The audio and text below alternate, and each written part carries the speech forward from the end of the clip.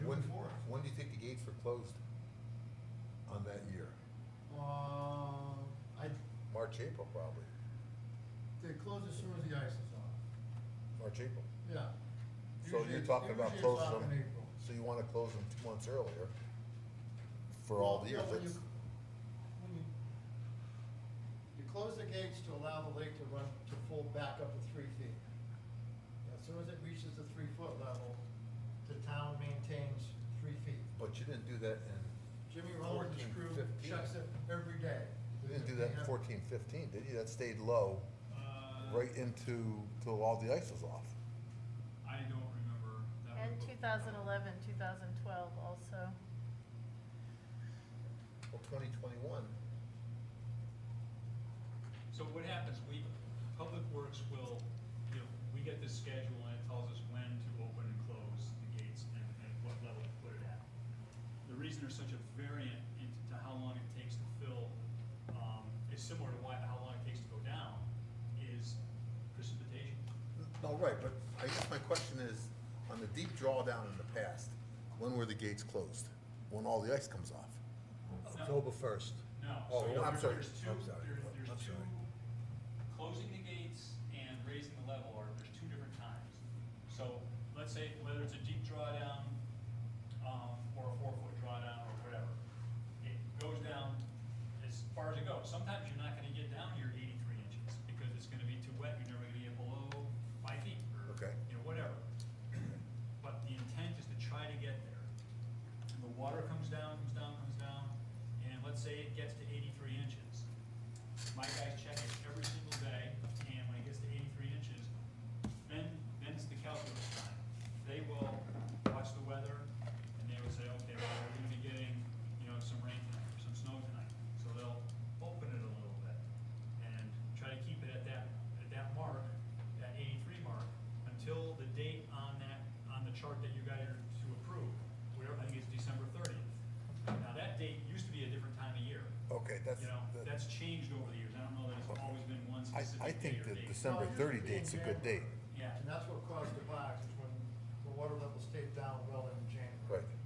So I think then, that's what happened in the on that past. date, whether it used to be January or now they're proposing December 30th, my guys go and they close the gate as much as they can close it. Like, they can't get a complete close on it because it just doesn't close anymore because it's old, but they close it as far as they can go, and then they just let it fill naturally until you get to the 3-foot mark.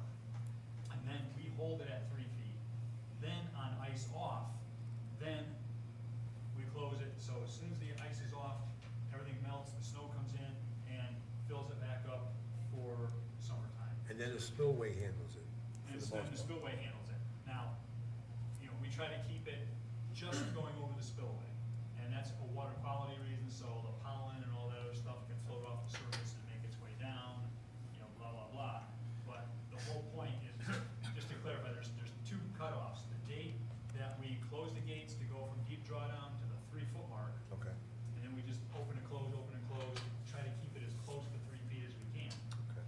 Then, ice off, we close it to let it come all the way up. I didn't realize you had a half closure Yeah. in the past. I Yeah. thought it was either all or nothing. They Yeah. manage it. And, Okay, I didn't and realize just for that. clarification, that 3-foot benchmark that you refer to on any year, whether there's ice in it or not, that is for people to get docks in the water, or what is the purpose of that? Why not just fill it right back up as quickly as you It's got can? multiple reasons. One, it gives people time to do the work on most properties can do a lot of work. Work at the 3 feet, okay. I think it also is, you wanna keep the ground frozen enough to kill some weeds, is that correct? That's That's debatable, I know. That's debatable. The other thing is, if we let the water come up to spillway level, I'll have to close the spillways because it'll freeze, and the water goes, and then it freezes Lake Street, and it's, Right. accidents at the intersections, we have to keep it down. Okay. And you need to have, just the way the lake has evolved, if you let the ice be up at, let's say, spillway level or a foot down, wind blows that ice sheet around, and it will knock out stuff, Okay. retaining walls, steps, piers. So the 3-foot mark is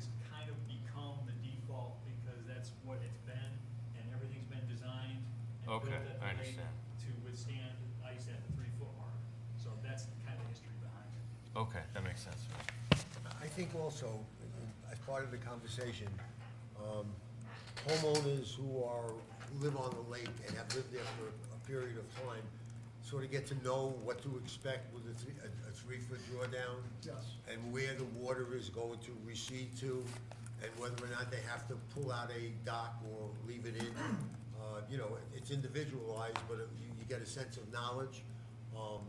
I think the 4-foot drawdown may cause a little bit of concern on the part of some of the homeowners, and that's why we asked for a public hearing, to see if there is any concern that you guys should hear, and that we can move ahead. Are there any other questions from the commission? Michael?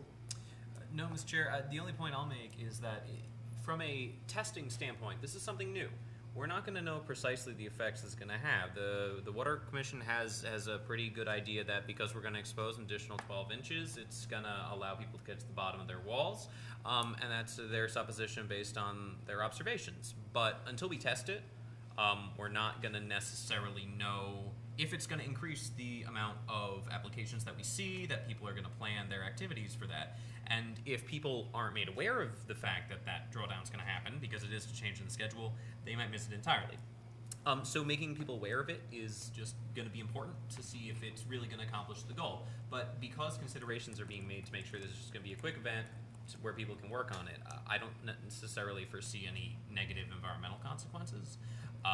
But I would also like to note, we do have the advertisements for this on 7/6 and 7/13 as well, so everything was done properly. That's all I have for you. And just for people who are new to the commission, I think this committee has followed the behavior of previous selectmen committees to try to cycle a deep drawdown on a 5th year, so that there was continuity, and the homeowner and the people involved in this committee have a sense of when to expect the drawdown. So the likelihood is this drawdown, the deep drawdown, won't occur until 5 years from the last deep drawdown, which are, 2000, 2005, 2010, 2015, 2020, more predictable.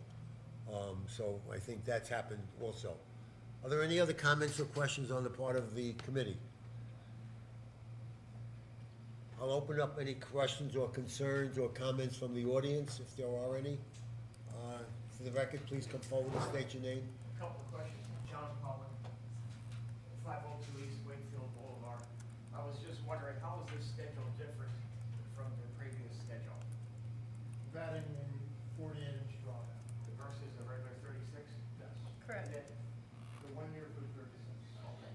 And then my other concern is, when were we gonna close the gates? We're gonna close them sooner? It's on the chart, John. December 15th is what they're December proposing. 15th, okay.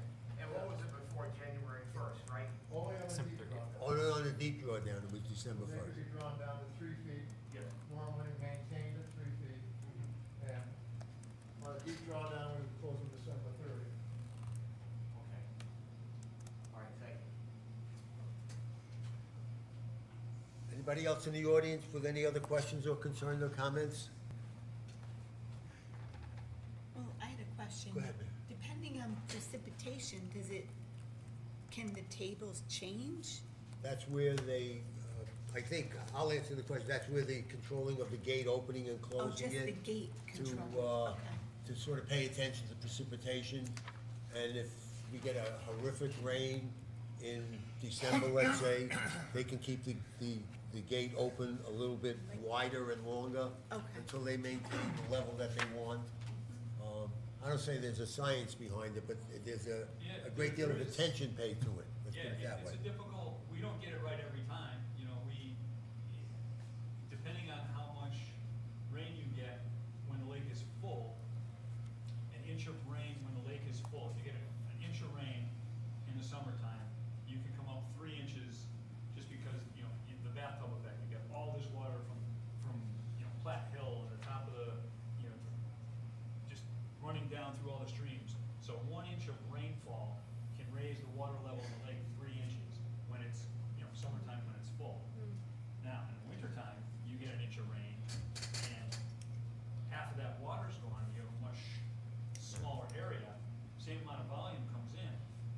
6 inches overnight. So we are constantly doing that calculus and opening and closing based on weather forecasts to try to keep the water where it goes. And if you get 2 inches when you're only expecting 1, you missed. If you don't get anything and you were expecting it, now you're too low. So it's, a lot of work goes in to keep it right. Who knew? Jim, the weathermen, they can't get it right. Right. You know? So- They get it right a quarter of the time, So so. most of you probably don't even know that anybody does anything with it, but every single day, if there's a weather, I mean, we may miss a day or two if there's just like steady weather, but we're up there probably 330 days of the year adjusting that to make sure that it's where it has to be. They're there on Saturday and Sundays. Yep. Okay, I have one more Go ahead, question. Mary. I think Michael made a good point about making people aware. Is there a plan for notifying the community? It'll be on the town website. HLWA will put it in the newsletter and put it on the website, so it will be spread out to the lake residents. It can go in the Wednesday Wire. Everybody reads that and loves it. Yeah, and, it'd probably go into the Highland Lake Watershed Association newsletter. yeah, so it'll be in the newsletter, most certainly. And I think maybe, I hope I'm accurate in the sense that basically this is a foregone decision in the fact that the selectmen have agreed to this. Yes. And you're presenting this to us out of politeness, I guess, for lack of a better way. Well- If we were opposed to this, would it matter? If you were opposed to it, then you'd have to tell us why, and we'd have to go back and redo it. See, because it isn't in the wetlands thing. Okay, It does matter. it does matter. Yeah. Okay. The selectmen have, they did approve it. All right, the public hearing is now closed. Thank you, we'll vote on this in old business. Thank you very much.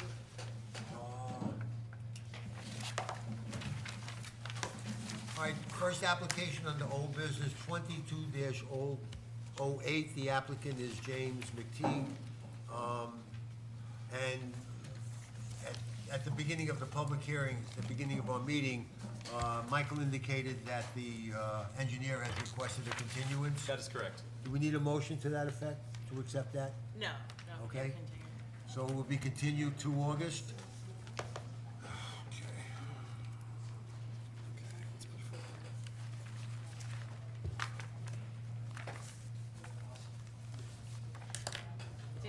Okay, item B, 22-13, the applicant is Donald Lapointe at 428 East Wakefield Boulevard. I don't see anybody from, go ahead, Michael. Thank you, Mr. Chair. So I spoke with Mr. Lapointe this past month about this. He did request a continuance for this, but he also asked me to deliver a message to the commission noting that he did not believe that the request for the as-built made sense at this time, as he would have to go before the Zoning Board of Appeals anyway to get everything figured out, and with everything on the site not yet fully completed, he didn't want to do the as-built yet, and asked for you to reconsider whether or not you really wanted the as-built for this site.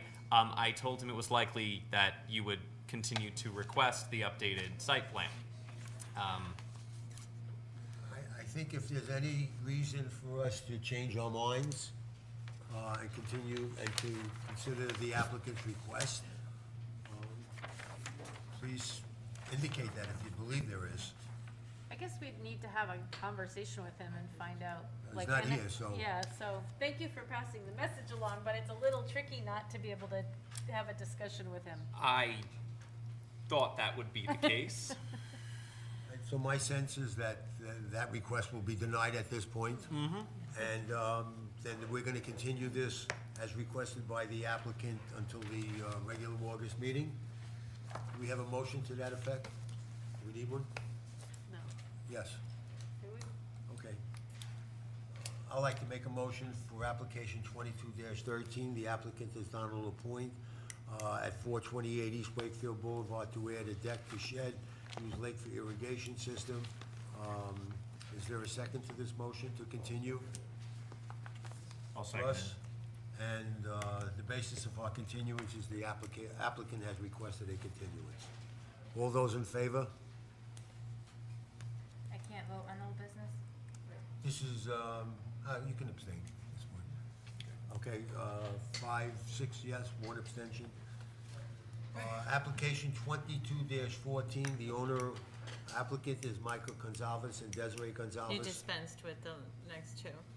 Say it again? You Continued them dispensed with already. them, you took it up at the beginning. Oh, we did that already? Yeah. Yeah, we Okay. continued them So we already. continue, thank you, to August meeting, and a letter to be sent Email. by the office informing them of this position, and they have to make a decision by Friday?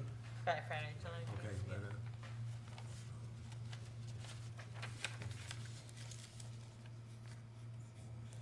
Back to the water tanks.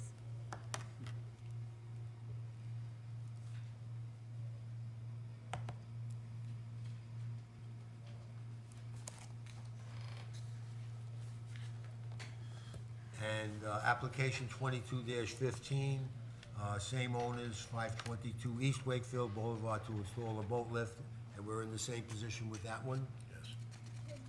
So it's gonna be continued as previously discussed.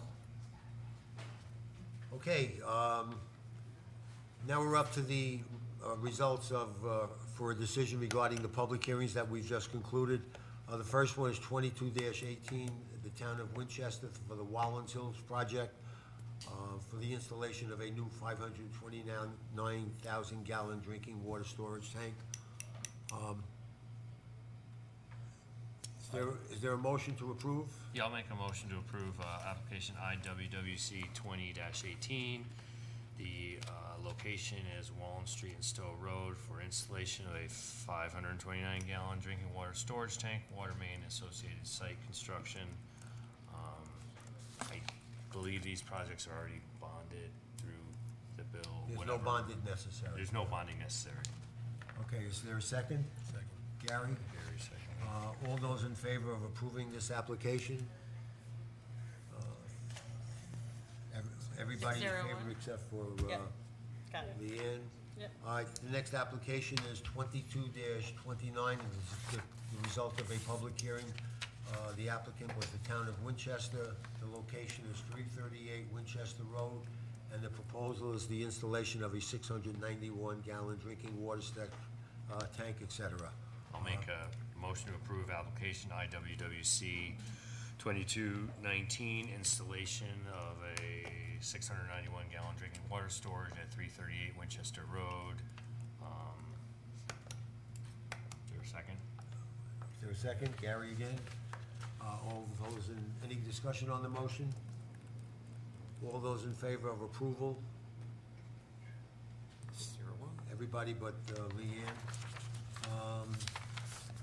The next application is the town of Winchester again, and the location is Highland Lake. It talks about the drawdown. We have a motion to approve. I'll make a motion to approve application IWWC 22-20 for the new 5-year drawdown schedule for Highland Lake. Is there a second? Jeff. Jeff, okay. Why are you volunteering here? Any discussion on the motion? Trying a second, but other people Oh, need keep them too. trying. No, he was gonna make a motion. I said, at Any least- discussion? All those in favor And of there's no approval? bond or anything with No this. bond on this either. Okay, it's 601 with 1 abstention. The next application is 22-22. The applicant is James McGuire, West Wakefield Boulevard, map 113, block 121, lot 023024, and the proposal is a dock with a 12-by-12 float. I am Nancy Knoll. Okay, I have a drawing. okay, thank you. Is this for 22-22 or 22-23? So she's representing. Oh, okay, now I get it. Thank you.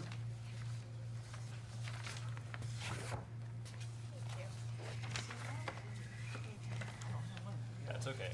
I've seen it. Thank you. Thank you. I have an extra one. Oh, okay. Thank you. You're welcome.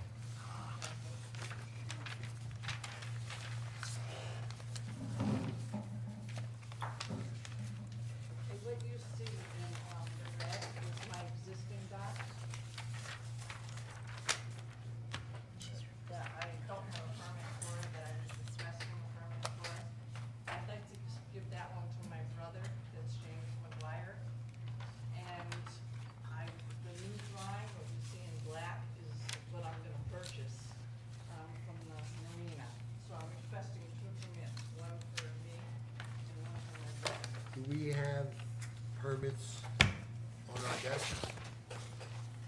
For, You have copies of the application, and if I recall, there was, the one, you're considering McGuire right now, there was no permit application, it was just installed.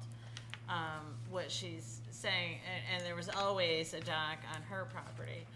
That's the next application you're gonna consider. She's here before you first for IWWC 22-22, and staying with that one. What she just We have no application. we do. No, we do, and We we have do. a survey from Yes. last week. Okay. Last- So- I'm confused. So, if I may, Mr. Chair. Please. So the existing dock, which was there, which was to be removed, was 12 by 12, which was too wide, as noted by Mary Ann at the previous meeting. You're only allowed to go 10 feet wide. And Right. so it needs to be cut down in size. I believe Ms. Canola's come back with a new design that conforms with that. That will go in roughly the same location. So what's in red is proposed for your, Mr. McGuire's property, is that correct? Correct. 10 feet wide, 12 feet long, the swim flow at the end of it, and then the sections And leading. it's gonna attach to that deck that's actually on the land, right? This is for the southern property. That's, Oh, for the southern property, okay. This is for McGuire's. Yes. Okay, it's a little confusing. So this new drawing that you just gave us indicates a connection to current wood dock along shore. So I'm looking at your survey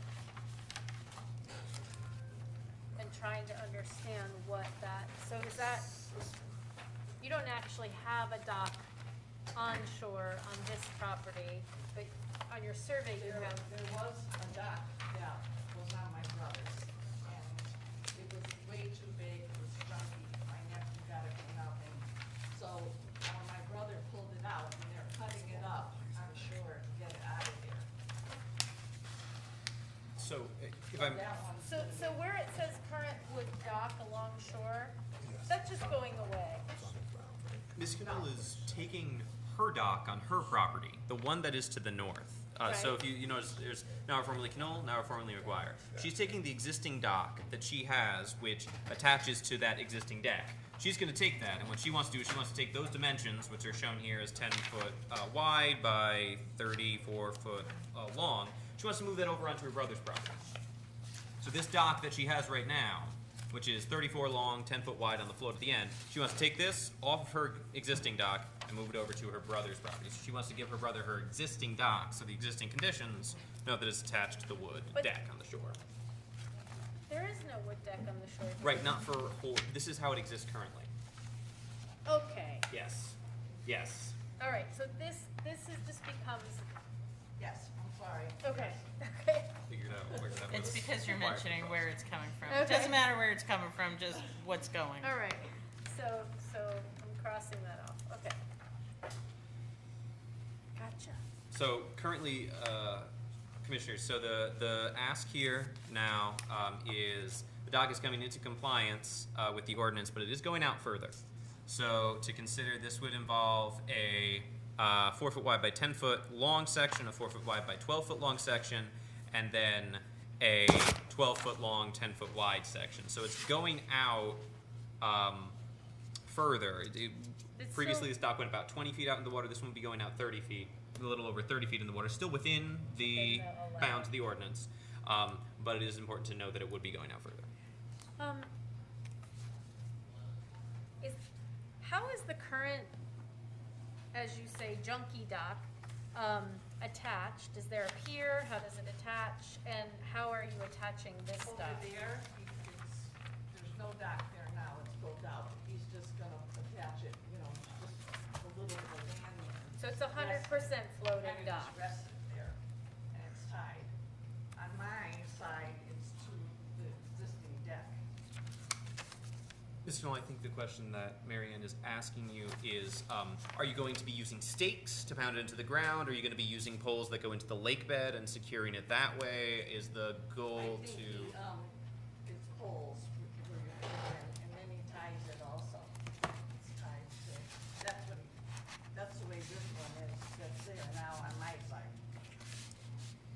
it's an important distinction that this deck that's shown, current wood dock along shore is really a deck, cause the deck is, and that's only for your property, and there is no deck for McGuire's property. Right. So, I think, I mean, I'm sorry to say this, but I think we need more information about how this dock will be installed.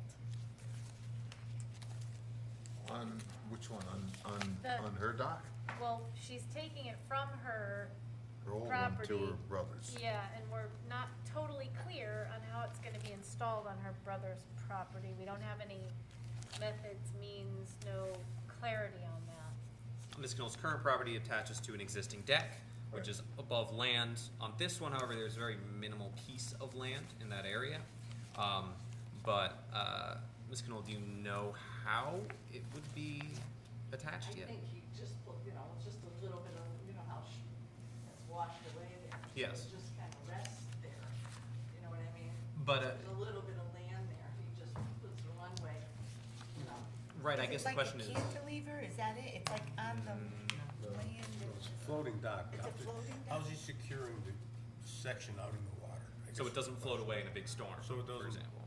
Yeah, if it's just resting on the land, He it, tied- it could get sort of he- pulled well, away The and one when that he cut up was tied there. Tied to You know what? I mean? And had What was a it? couple of poles there holding it so it wasn't. in the water or on the land? Huh? In the water or on the land? It's in the water. The poles Yeah. are in the water. Yeah. There's your answer. So he ties the deck to the poles that are in the water, Dock. the dock. To the shore, right? Huh? To the shore. Rested on the shore. The dock's out here and you tie them to the shore Yeah. to stabilize. But right now, this system doesn't have any vertical poles that attach to it. Right now, it's a pure floating dock, and you attach it to your deck that's on land. No, there's no deck on the land here. On her property, is that how you That's what I attach it? mean. The way this, Yeah. The one I have now? Is Yeah. attached to your deck. It's hooked to the deck here. Yes. With metal. Yes. And then it's tied. but it floats in the water, it has Yes, it no, floats. right. But you have the benefit of the deck, and Right. which wouldn't So today we're- be allowed, right? But she's proposing a new use for Mhm. this dock Mhm. that sounds like is gonna involve poles, but we don't know how those poles really will work on this system. Marianne, whether they're poles or whether they're poles with legs, what is the difference? No, but I just mean, like, we don't have any idea about how this dock system's gonna be secured. Well, I think I think personally we look at it and judge it on how it's be secured in the worst way, which the worst way would be driving poles into the lake bed. Or with the ones with the pads. The ones with the pads, But this, we don't know that this dock This system, is what she's talking about here.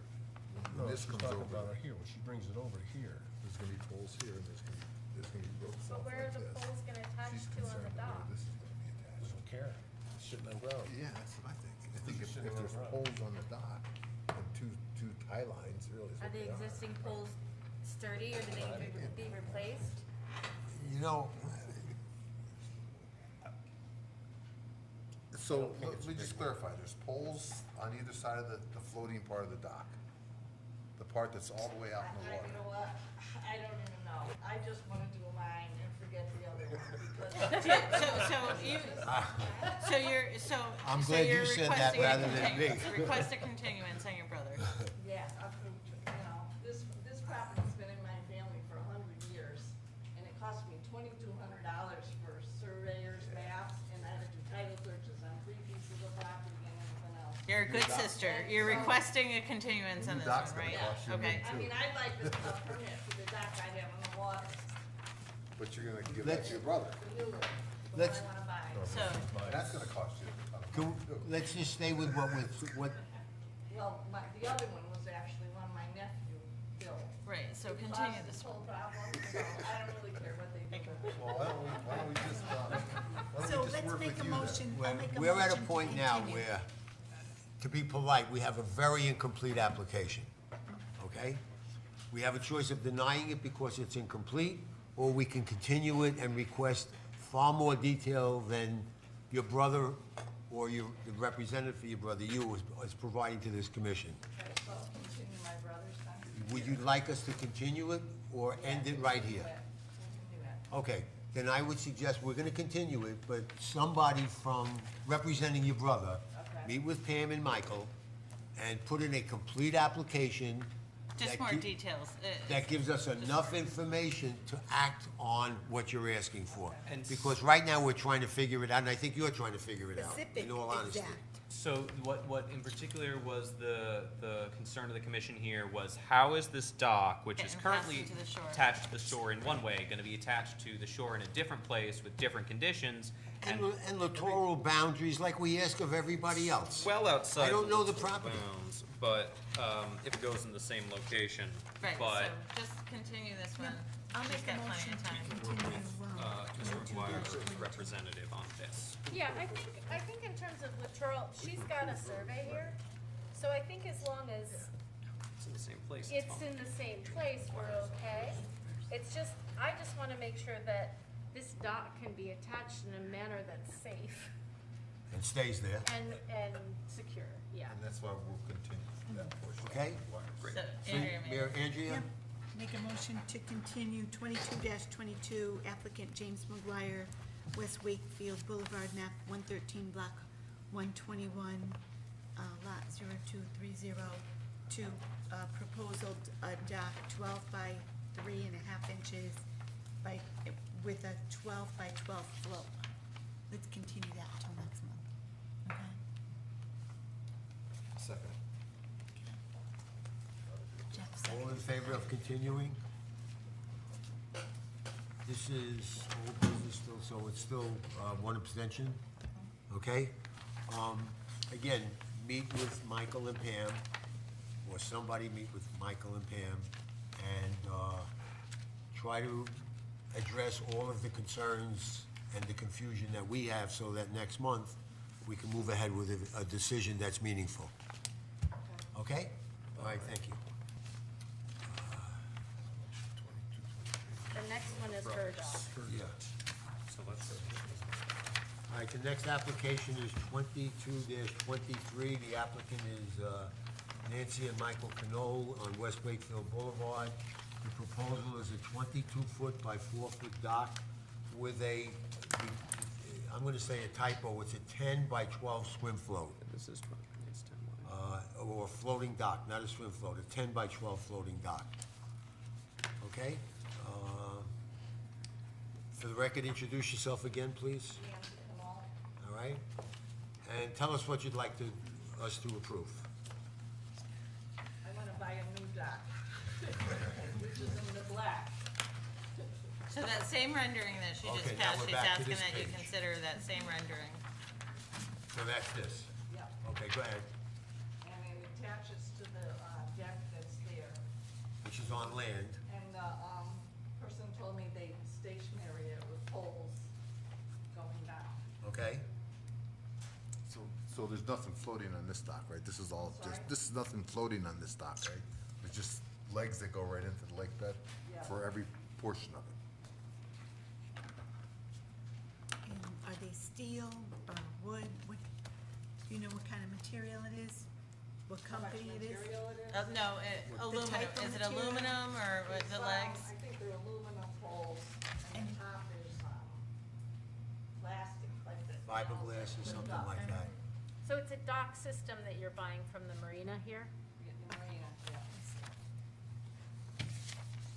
Okay, for purposes of clarity on this drawing, on the bottom where it says current wood dock along shoreline, we're gonna call that a deck. Okay. Okay, because it's on land and not on water. Okay, so it's a deck. And from that deck, you're proposing two walkway sections, 4 by 10 and 4 by 12. And then 3, 4 by 10 sections, but turned sideways. So you're creating a T, Yeah, okay?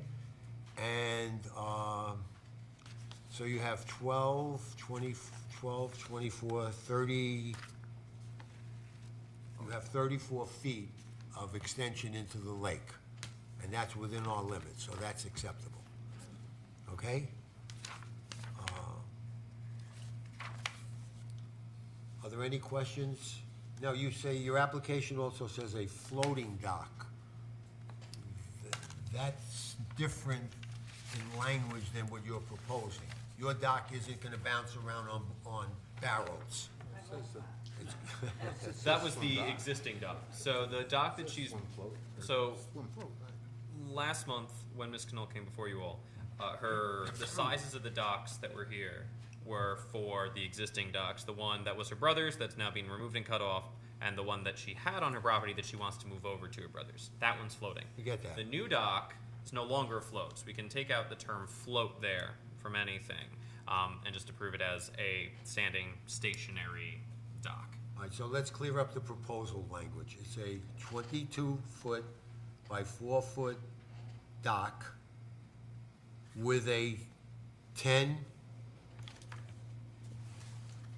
By with 12. 3 4x10 sections at the end, Sure. right? And there's no floating dock, there's no swim float, there's nothing else.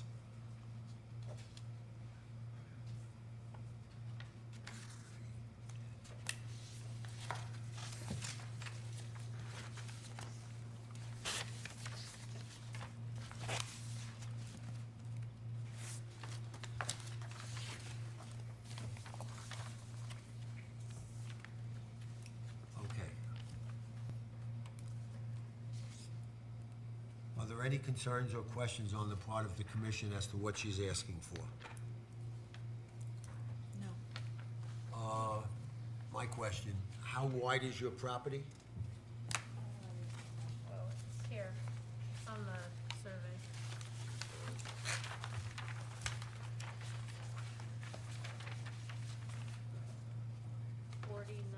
Almost 50 feet of frontage. Where? It's about 50, just under 50 feet of frontage. Is it one property or two? So on this survey, there are two properties. They're adjacent to each other. Ms. Knoll's property is the northerly property. It is the one that has the deck located on it. It has about 18 feet to one side and about 23 feet to the other side of this dock. It's a little under 50 feet. With the two properties? No. No, that's just hers. This is one property. It's a little confusing because it's got this line here. Down the middle, okay, But yeah. yeah. Okay, Those were merged, I believe. Yeah. Those two properties of yours here. Don't bring that. It's, Yeah, don't worry about that. That's technical, but yes, it's one property with one owner. so from side to side, well, the deck is where the deck is, so we're looking at the water.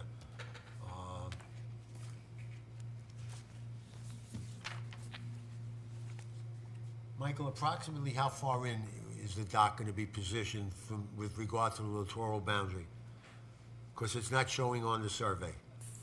15 On each feet to side? 20 feet on each side. Yeah, it's I- what I have for approximate littoral boundary is I see estimated by Peter Keefe Land Surveyor is 17.5 feet on one side and 22.5 feet on the other. I see that. Approximate. In the wa- So in the water. So it's plenty far. Okay, It's nowhere near anybody. okay, so that's fine. All right, are there any other questions on behalf of the commission?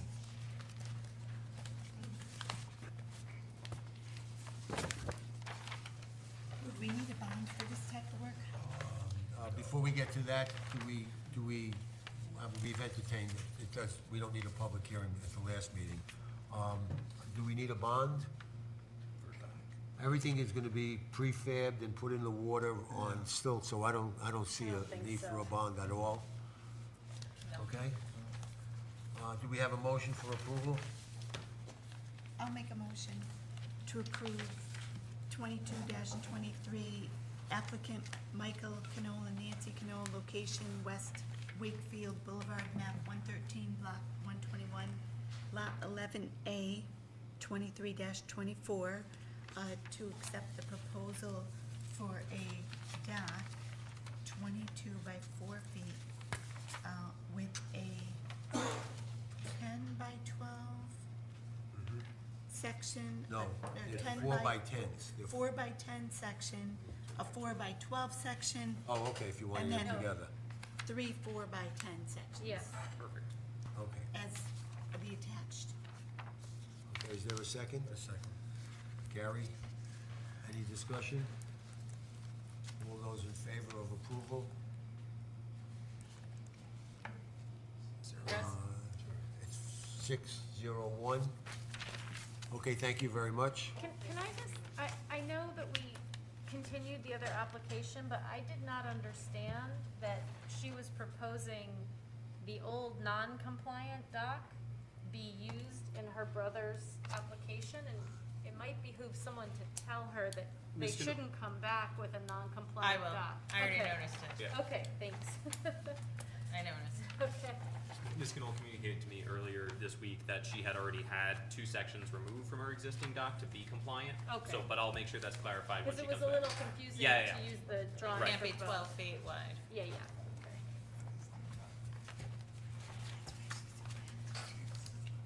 Okay, moving along. Give me a second, please.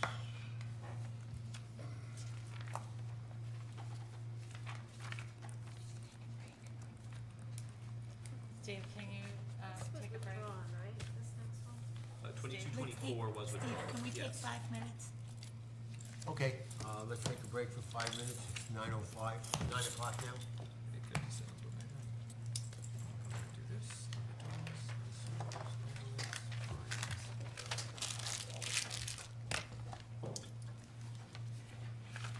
Actually moving through. Through the complicated stuff.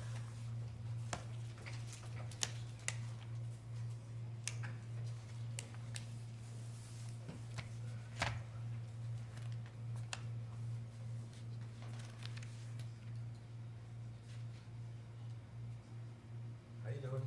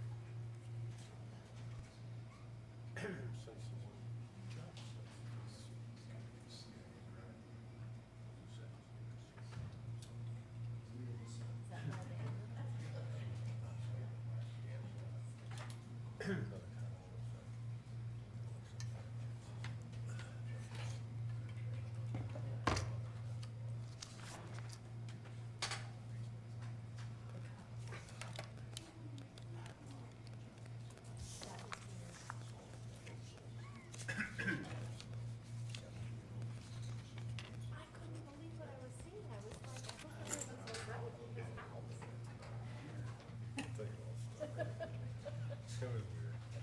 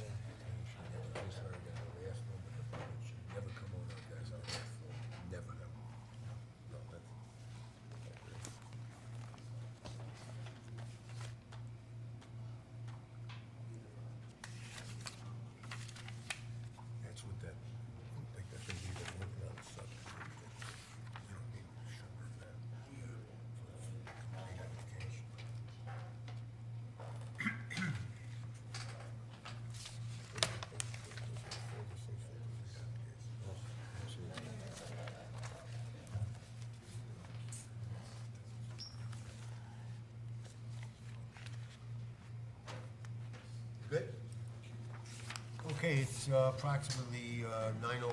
We'll resume our meeting.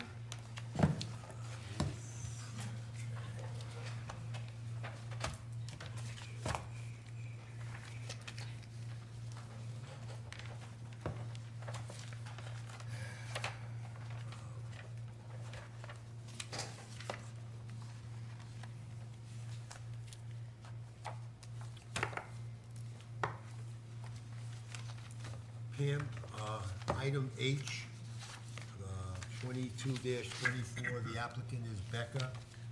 Withdrew, They I believe. formally withdrew their application, Yes. Yes. okay? And for the record, let it be noted that Michael, our agent, has recused himself, should there be any discussion on this application also. But hearing no discussion because the applicant is, I withdrew. Yep, Withdrew the application. Withdrew yesterday afternoon, so the agenda was amended anyways for the new application that was laying on the desk when you came in this afternoon, and so it was taken off the agenda because it was no it's longer. on our amended agenda, but it's removed. Because it's no longer active, he withdrew it. Okay. So this is withdrawn. This is for June.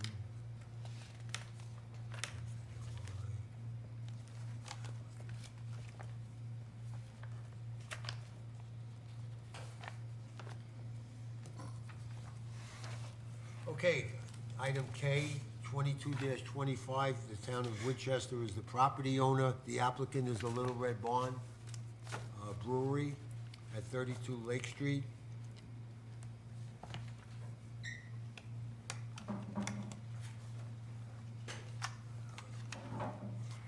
And the proposal is to construct an egress patio, stairs, an ADA ramp and rear parking area of Phase 2, removal of contaminated soil. For the record, just introduce yourself, Neil Johnson, owner of the Red Barn Brewery. okay? Is there a representative from the town being the owner of the property? Could be if needed. I don't need anything, Jim.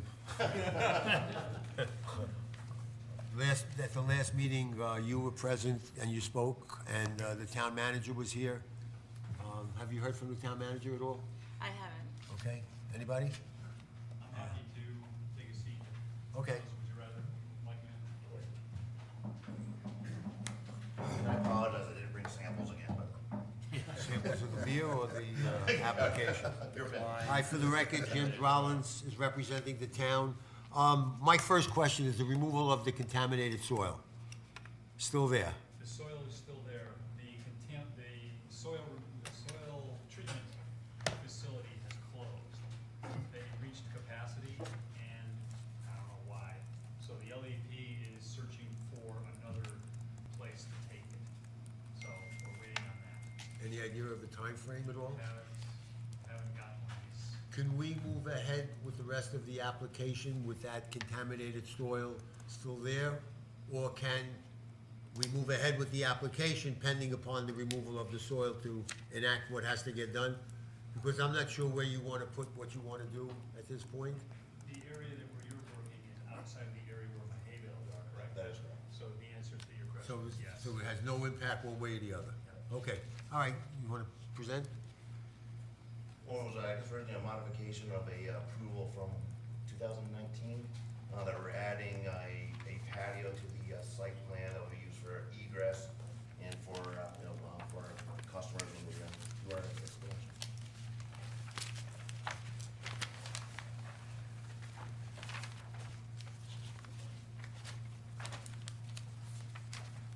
Jim, you and I spoke earlier this week about an answer to one of the questions that came up from Russ last meeting concerning whether or not all the water would be able to be captured in a way such that with the new paving, there wouldn't be any runoff directly into the river. So to answer your question, Russ, that was a good observation. Where the water from that whole back area, where the pile is, where the applicant intends to put his egress ramp, that whole area now just kind of funnels over towards the river, and the old retaining wall that held up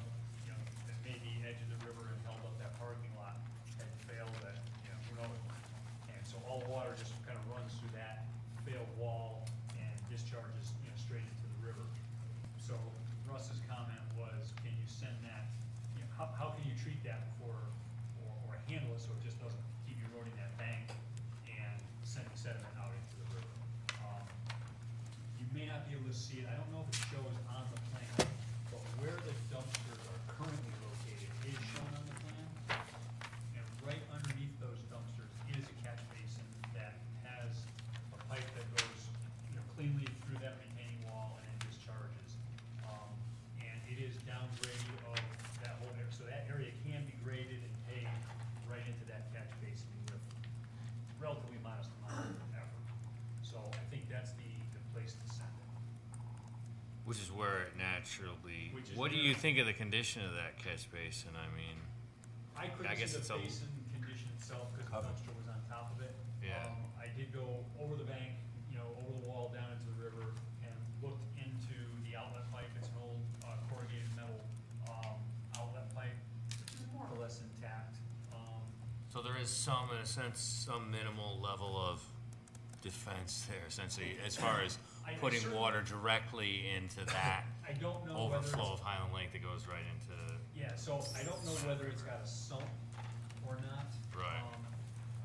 But, so I wouldn't necessarily say it's being treated before it's being released. yeah. But if you stop it from going over an eroded gravelly area where it's been just capturing more and more sediment each time it goes, you're certainly making an improvement.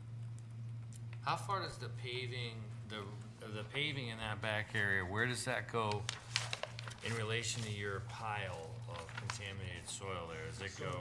the existing pavement is under, it goes under at least, you know, by half of that pile, maybe more than half of that pile. Then, that area was entirely paved at one point. Right. When the town remediated the hazardous soil, there was a big oil tank that got. Yep, I remember that. Construction. So all that stuff was cleaned up and, you know, regular, you know, fill was put in there. So from the point wherever that excavation ended, which is somewhere near the middle of that pile, that's dirt, and underneath it is what I would call failed pavement. It's there, but it's pretty. Is there another phase that area closer to the old oil tanks, that whole area is going to be developed? Or is that's really not up to you, that's up to the building owner essentially? Essentially, Right. that whole area is planned to be paved. I can only speak about with certainty, you know, with the patio and our phase two where the brewery's expanding. The current plan calls for all of the area of what is still in this back area that Public Works Director Rollins is calling the failed pavement. Everything is supposed to be paved as a part of this next project, so that. Now comes that out. next phase, is that already approved? That is this phase. So Okay. that is this phase. As soon as the soil comes out, the next phase is the patio and the paving. So the soil has to come out to pave because it's Right. on top of the. So I guess, really at this point, we kind of, not anybody's exact fault, but we really missed any upgrades of drainage, and that's not really speaking to this gentleman, but any upgrades of drainage in that area. It was noted back during the 2018 or 19 application that rather than doing extensive digging to do upgrades to drainage on the site, the goal was to just allow the water to majority sheet flow towards the river, and there is a area. They're not sheet flowing, that where that catch basin is that he's referring to, that's Right. semi-operable, I guess you'd call it. It's better than nothing. You're directing, all the water gets directed down to that. So you are really using that as the main, there's no sheet draining, I don't believe, in this whole back area. No, I was It all referring to gets- the part of the site that's developed in phase Yeah. 1 was what came before. All right. That was the proposal back then. Yeah, I got you. We, you know, it's not great, but it's not terrible either.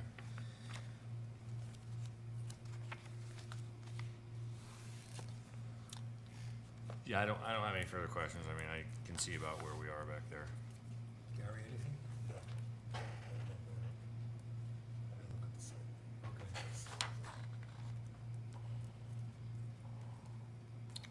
So, any other concerns on the part of the commission? So you're a tenant, but the town owns the property, right? Parker Benjamin owns the building. Okay. The town of Winston owns the property, and I'm the tenant looking to expand. Okay, okay. So any drainage would be up to I didn't realize that. I thought it was up to the building owner, but he really like he said, he owns the building, we own the site. The town. Town owns the site. The town owns the property, you know, Parker Benjamin owns the building. You know, he's responsible for whatever his agreement is. I don't Yeah, quite we don't know. understand all of the ins and outs of what agreement he has with the town. I think it's his responsibility to do the paving. Cause that was, again, correct me if I'm wrong, if you even know the answer to that. I'm waiting on the environmental attorney to Yeah. get back to us on that one. I asked Attorney Nelligan if he understood about the various ins and outs of the leasing of the Ealer property, and he suggested I email the environmental attorney, so I did. And they listened to my comments very politely and patiently and said, we're gonna get back to you on that once we have opportunity to research it. And they haven't gotten back to me on it yet. Yeah. I just feel, this is maybe a side note for this, but you've got a lot of water running through that property directly into a river, and then you've got water running underneath the building. I just feel like in the future, it's something that's gonna be more of an issue than it is now, or we may have missed the boat a little bit on it from phase 1 plans that were approved with it, but it's something that should be noted, that it's gonna, you know, as this building moves forward, there's a lot of issues there of water quality and maintaining water flow directly into our river here, so. Well, that's my question, like, it is noted on this survey that area where Jim found the catch basin is going to be repaved. Yes. So, wouldn't it follow that because this is all happening at this time, that we deal with the drainage and the catch basin? It's already been approved That was essentially. approved in 2018 or 19. This was, the patio was just a requested modification of that approval. I see. So we kind of what I'm getting the point is, we may have missed, the town may have missed some of these drainage issues that were hard to see at the time and when the project was pushing forward, and going forward, we may get a chance to try to make this a little bit better, but we'll just have to see. It's something that should be noted. And even some of your questions, you know, Michael and I have been going back and forth on this now for a month. And he's been reaching back out to the attorneys that wrote the environmental land use restriction. And we're trying to figure out who's responsible for what, and also what can be done. Are you better Right. off to leave it? Are you better off to do something? And, you know, we're not the experts on that. Like, we No, can none of us present are. ideas. We need their feedback before we can make final decisions on that. I see that as separate from the application. Yes, from it is. what he's I- doing. absolutely. It's certainly related, but I think you do have to separate the two. Yeah, no, absolutely. I just wanted to add that in for the record. Has there yet been discussion about excavating for the new patio? Because you're gonna, if I recall, you're gonna need footings for that. It's a raised, what's being called a patio is a raised patio that, that you need to excavate for the footings. Much like with the work with the one thing that I did have from the environmental land attorney, and I don't have this in writing, but it was something that they told me in verbally, and I asked for clarification on in writing that they could confirm it, is that there were recent revisions to the rules governing ELERs to allow work to occur on those sites under the supervision of an LEP a little bit more easily. I don't have any details on that. This was conveyed to me only verbally by the land use attorney when I spoke to them on the phone, but that it would be, this could be doable as long as it's just being supervised. Right, and that wasn't my point. My point was so that there's no speed bumps or hiccups or confusion later, that there is excavation necessary for this patio. And I'm pretty certain this was brought up in other meetings that we had at town hall, that I believe plans were altered to show the footings for the patio. But this commission has to understand and appreciate that there is, you're going down 48, 42 inches for frost. So all of that earth is coming out and will likely Be either. contaminated. Well, that could also be used for the fill, and that will be encapsulated under the patio. Yep, so but just, I want it out here so that they don't see equipment out there and they wonder, well, what are we doing? Why are they going so deep? What is all this volume? Because it'll be in a temporary stockpile for a few days anyway. Michael, do we need, right, and clarification that you requested in writing before we can move ahead with approval or denial on this application?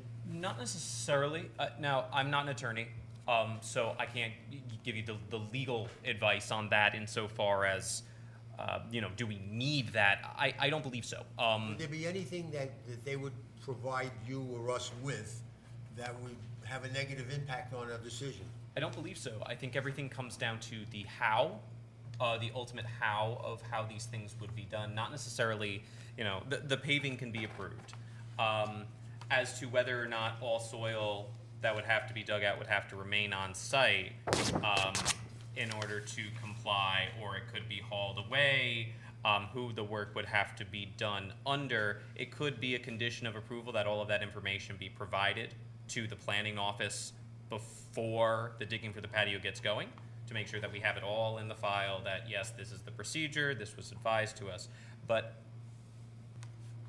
as far as the question of who's responsible for the paving, because I think that got brought up once, that doesn't necessarily have to be determined to approve it. Is there a possibility that down the road, the owner of this building takes a position against what they're requesting? I don't know. What do you mean in terms of takes a position against what they're requesting? The town owns the land, somebody Right. else owns the building, he's a tenant, so we're not hearing from the owner No, we do have the owner's signature on the application. for this modification. The owner I has to see. sign it, the owner has to sign it, and then, Well, I just don't, then I think there's the another town manager agreement. signed as the What's owner. In that? his lease, wait, it's clearly The identified. town manager signed it. Town manager did sign as the but the town manager's not the owner. The town manager is the owner of the land. None of this involves affecting the building. It connects to the building, but it's on the. On land, on town property. So in effect, the owner of the building plays no role in this conversation.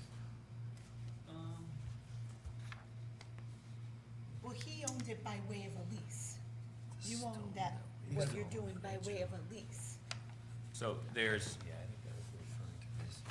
the company owns the building and is leasing the land owned by the town from the town.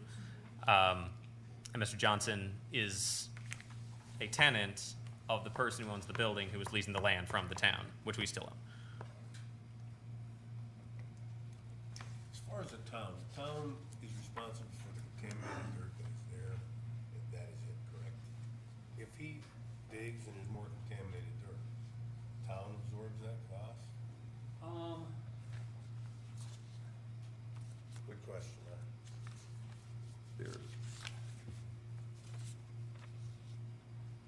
I think there's not gonna be, you're gonna excavate, you're gonna pour your footings, the spoils that he gets go inside, get compacted, because this new ramp comes up above grade.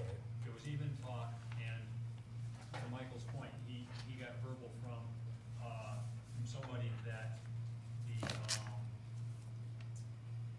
that construction can occur in this contaminated area. I also asked the LEP that the town has hired to help us manage this soil. I said, is this something that's done? He says, yes, all you need is an LEP to be on site to document what's going on. Are we figuring that the soil is oil contaminated? It's got hydrocarbons, heavy metals, typical manufacturing. And he said that we even asked him, can some of the contaminated soil that we have be used for the fill? And they said, yes, it's from that site, it can be used. So I don't anticipate them having material that is added to our pile. It's entirely possible that our pile can go down using it as fill inside of their inside of their foundation. Right, so this naturally, this deck is gonna be impervious. Yeah, and I think it needs to be as part of the order, Yeah. so. It is impervious, it would be over things that are existing as impervious. You're really saying any soil that you dig up is gonna be encapsulated after. That's the word. We'll need it, so. Yeah, you need the fill. You may be able to, would you get rid of that whole pile? In his excavation now. No, there's too much there. Yeah, we have way more.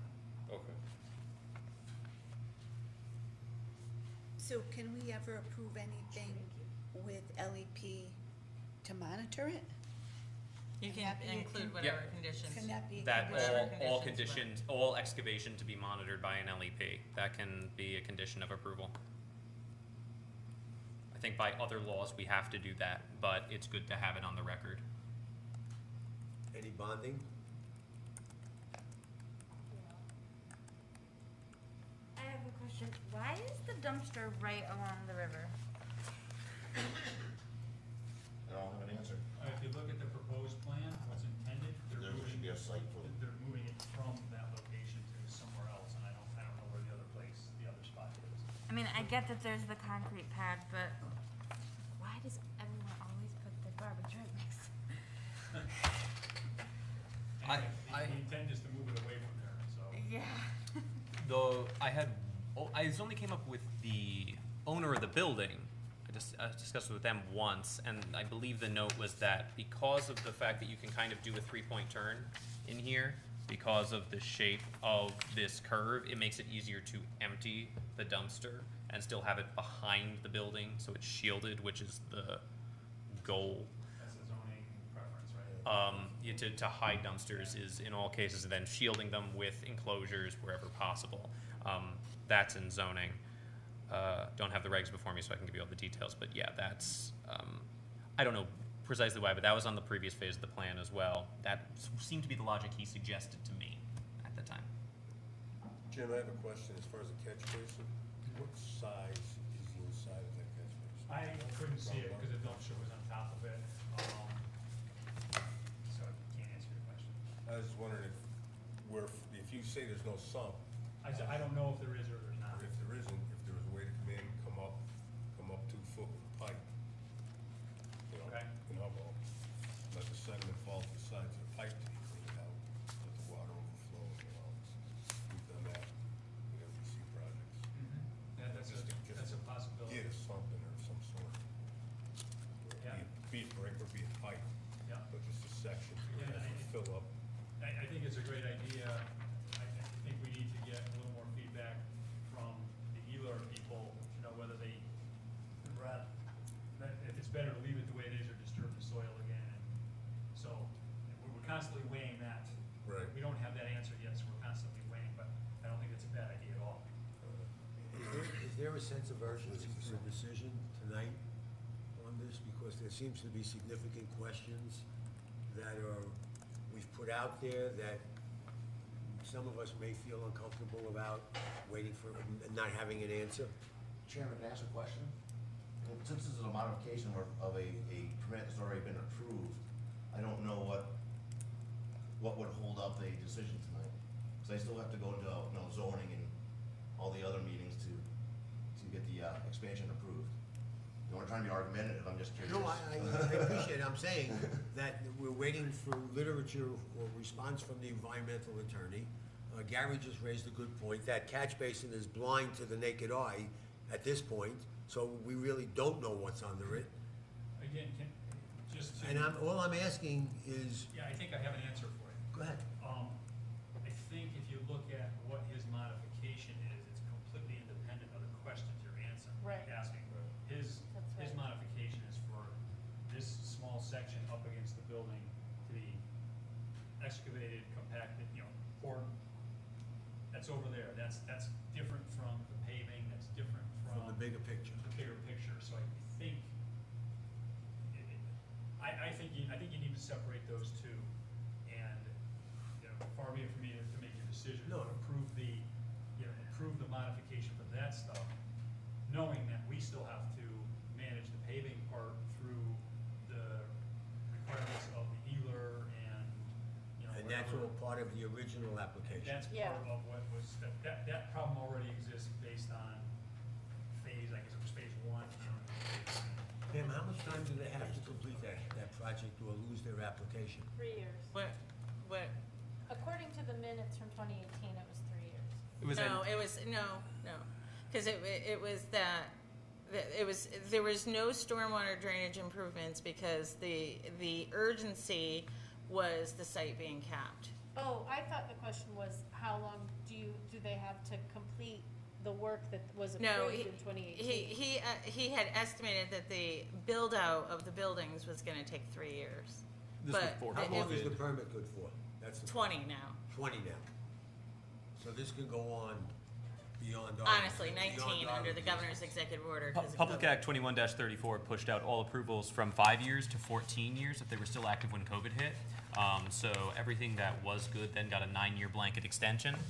Without So your any- workload should be Without any decreasing. requests. It has gone from the state granted every active inland wetlands permit that was good on March 10th, 2020, 9 extra years, and they can still come back for an additional 5. So all those are approved for 14 years. We can talk about that later. With regards to the drainage questions, however, the question of directing towards that catch basin was based on Jim going out and trying to answer Russ's question of can we do it, and the feasibility of could we change, could we, with slight changes in the paving elevation, direct the water towards the catch basin so it doesn't just go over the bank? Because you were concerned about that. Jim says probably, but he can't see the bottom of the basin. So if the commission doesn't want to approve the paving until there's more answers about what's in that basin and can we touch it at all, that's definitely the commission's right to do that. Well, I think the paving's already been approved. It's been approved from 2018. Right. Yeah, that's what I mean, as I always said, we kind of, You take the approval back. Yeah, no, 2018, it was that All to be paid. the water was gonna go where the water always has gone, is was just gonna sheet flow because the urgency was with capping, with paving. Right. So that's why there was, Nothing has been done. well, there was no requests made for any type of stormwater improvements like you typically would with any kind of commercial project, only because it was a contaminated site and it needed to be capped. And the responsibility for the paving would fall on the town because they own the land. That was I'm not. going to wait for the environmental attorney to get back to us on that because I also asked us about liability and responsibility and promptness of all these things were also questions I asked, which is also why this is taking longer. But and so that'll be the finding now. Back then, it wasn't the town; it was the developer was gonna, and so it sounds like there may be some question about that now. But again, when you get into when as far as your purview costs, Let's try to stick to. who's paying for what isn't just like whose stock is going where, given it's that's not really relevant to what you want to consider. yeah, and I think About that we who's paying can, for it. I mean, my indication is we have enough material to approve this if we decide to, or the modification. And I guess I've really just interjected from being at the site and seeing how much water is there, that Typically in the you would. future, I would love to see improvements, but we Typically might you not would, get it on but this. not with But I'm this. trying to, I don't want to say go around the back door.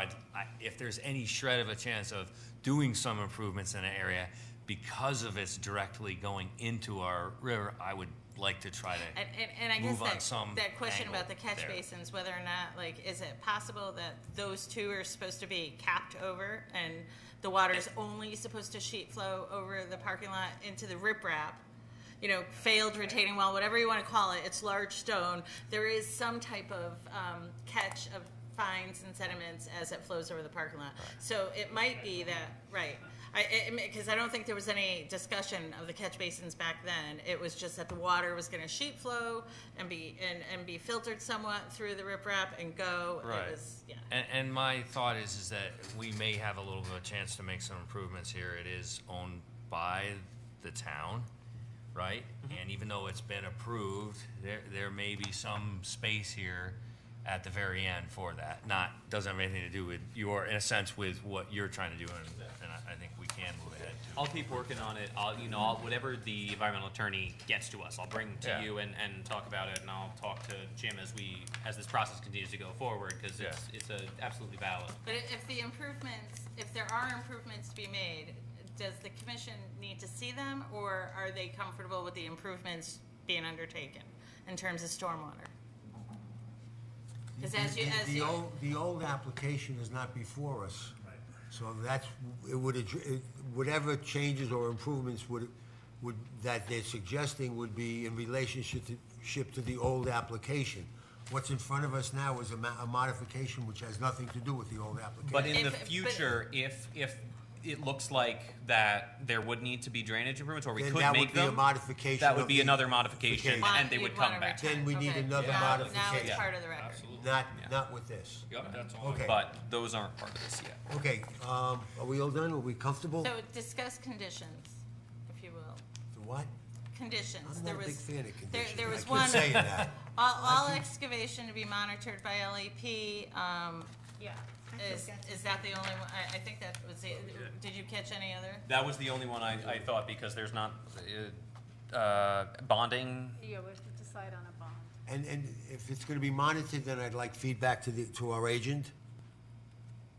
Say it again. I'd like some feedback to the agent as to what the, LEP to monitor all excavation and and report, report copy back- of reports. Give timely reports back to- to the agent, Go to the planning office, yeah. okay? All right? All right, do we have a motion to accept? Approve, rather? Do we want to discuss a bond? I don't think there's a, do we need a bond here? I believe so. I don't, we could, thank you, Mary Ann, but do we need a bond? I thought it was under the building, already it had been bonded under the would it be through the building department already? Is there a bond? No? No Or bond for the old first phase. application? Or it covered, okay, so. There's no bond for the first phase. phase. What would we be talking bond about for contamination?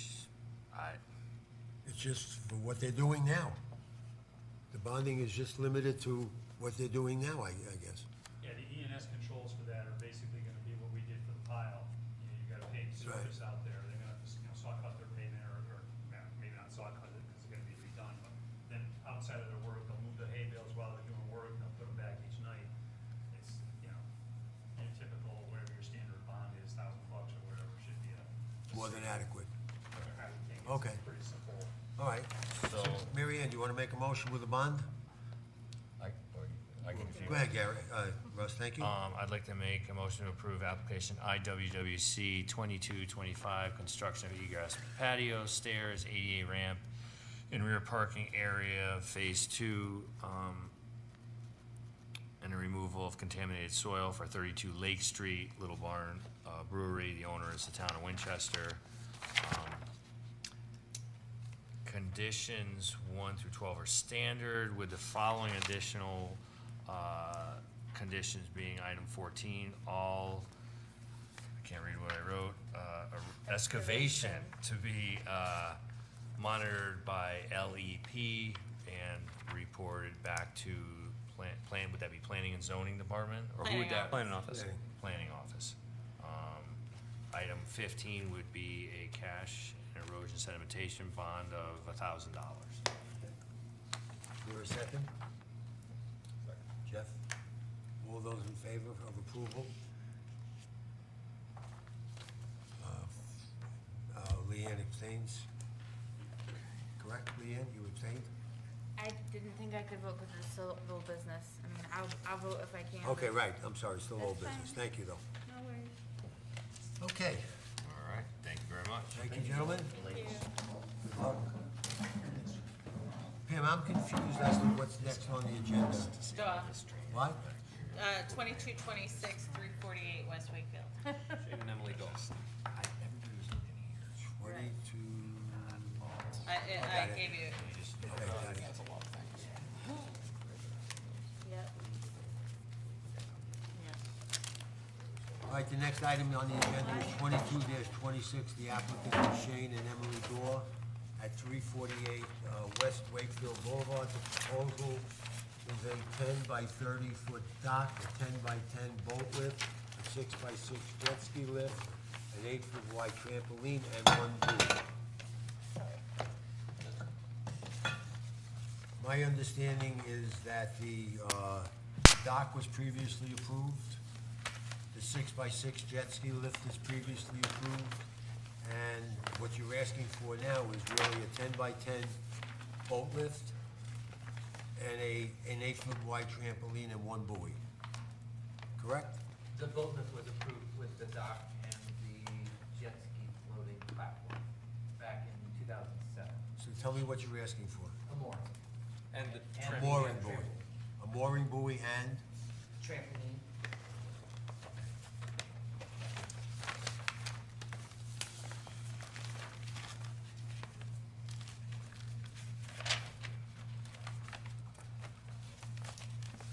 commission's previous meeting, they had requested that the drawings be provided more clearly, larger, to see how far everything was from the various property lines and exactly where we were to scale. So those should have gone out in the packets, I believe. Oh, there it is, great.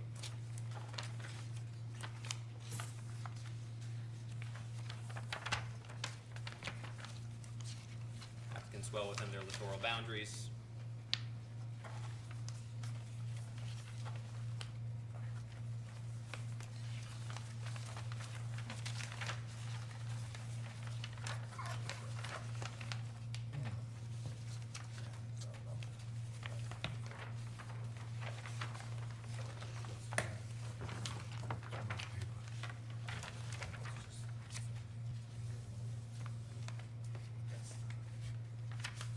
Okay, my recollection is that last month, we simply accepted this application without any kind of real input or comment. The only major comments that came to the applicant were that it would be good to have everything in a scale that's easily readable and with dimensions on there, so that way everyone can see very clearly where everything is and that it's. And did you meet with Pam? I think that was part of our comments also. Have we met? Yes, you did. Yeah. Okay, so that's coordinated with. Yeah. And this is the result of, My efforts, yeah. The larger scale one, Mr. Chair.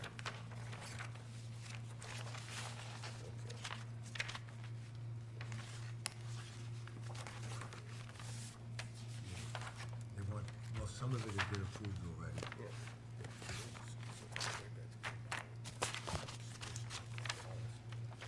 You gotta pick it up on the record, I'm sorry. No, I know. Mr. Chair, Go ahead, Michael. just, discussion should be on the record, so Go that ahead. way, so if we're gonna just chat about it, we should just chat about it loudly enough so it's picked up. Go ahead, Gary. Okay, question. Trampoline, right, would be a fourth object on the property, correct? As far as, you have a boat lift, you have a jet ski lift, you have a mooring ball you're looking for, and the trampoline, that would be four.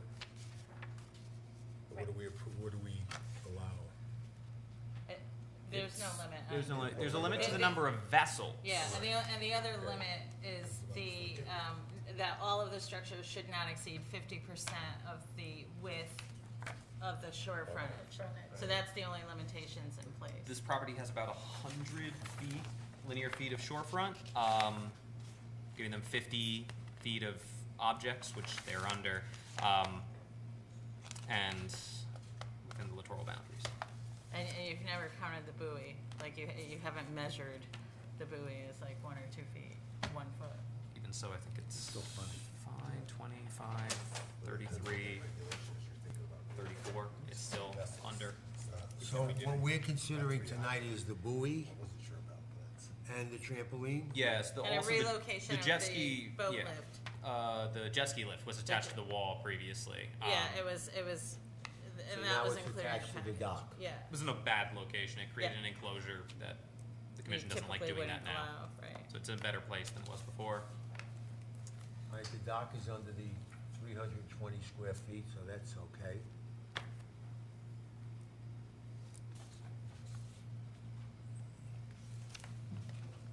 Your proposal is for a single jet ski lift, Correct. It was approved for a 6x6. but that's still, it's not wide enough for a double and it's too Agreed. wide for a single. Right. So it's a single jet ski lift.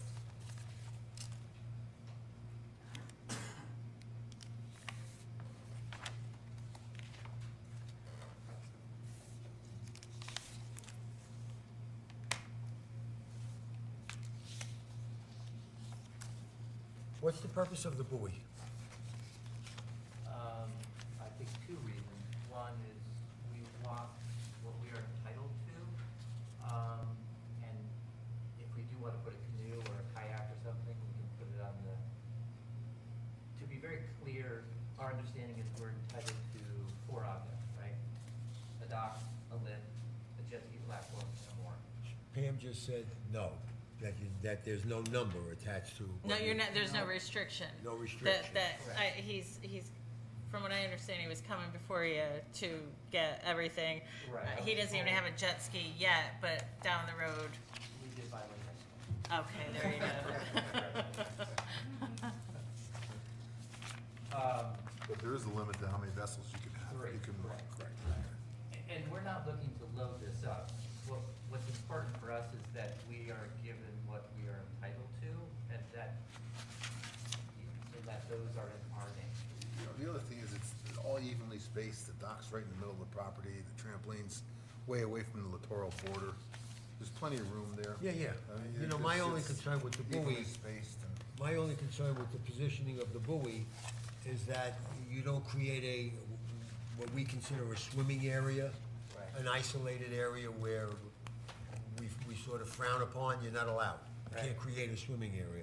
And I don't know if this helps or not, but to be completely candid with you, we're not, again, I'll reiterate, we're not looking to load up our waterfront with all this stuff.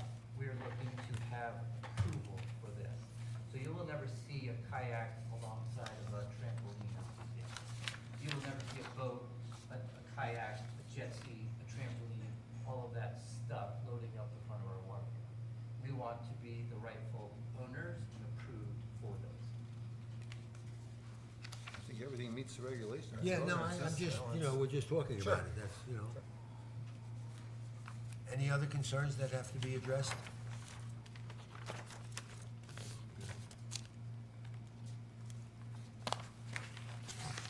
Is there a motion to approve?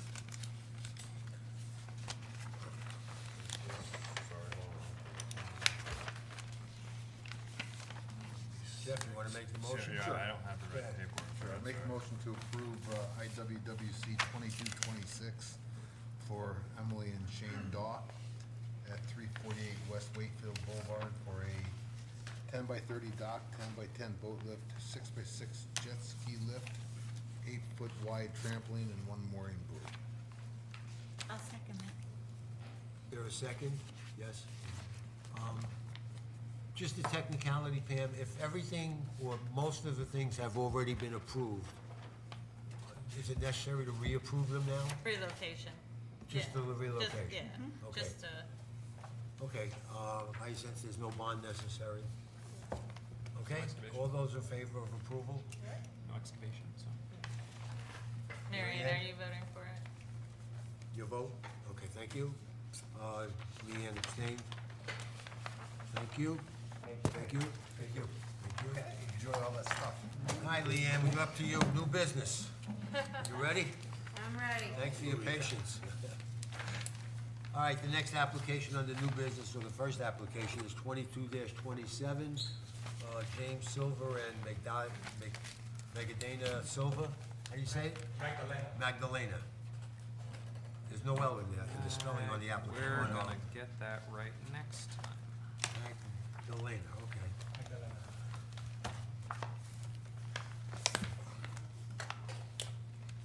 Left an L out. Okay, the proposal is for a buoy. Tell us why?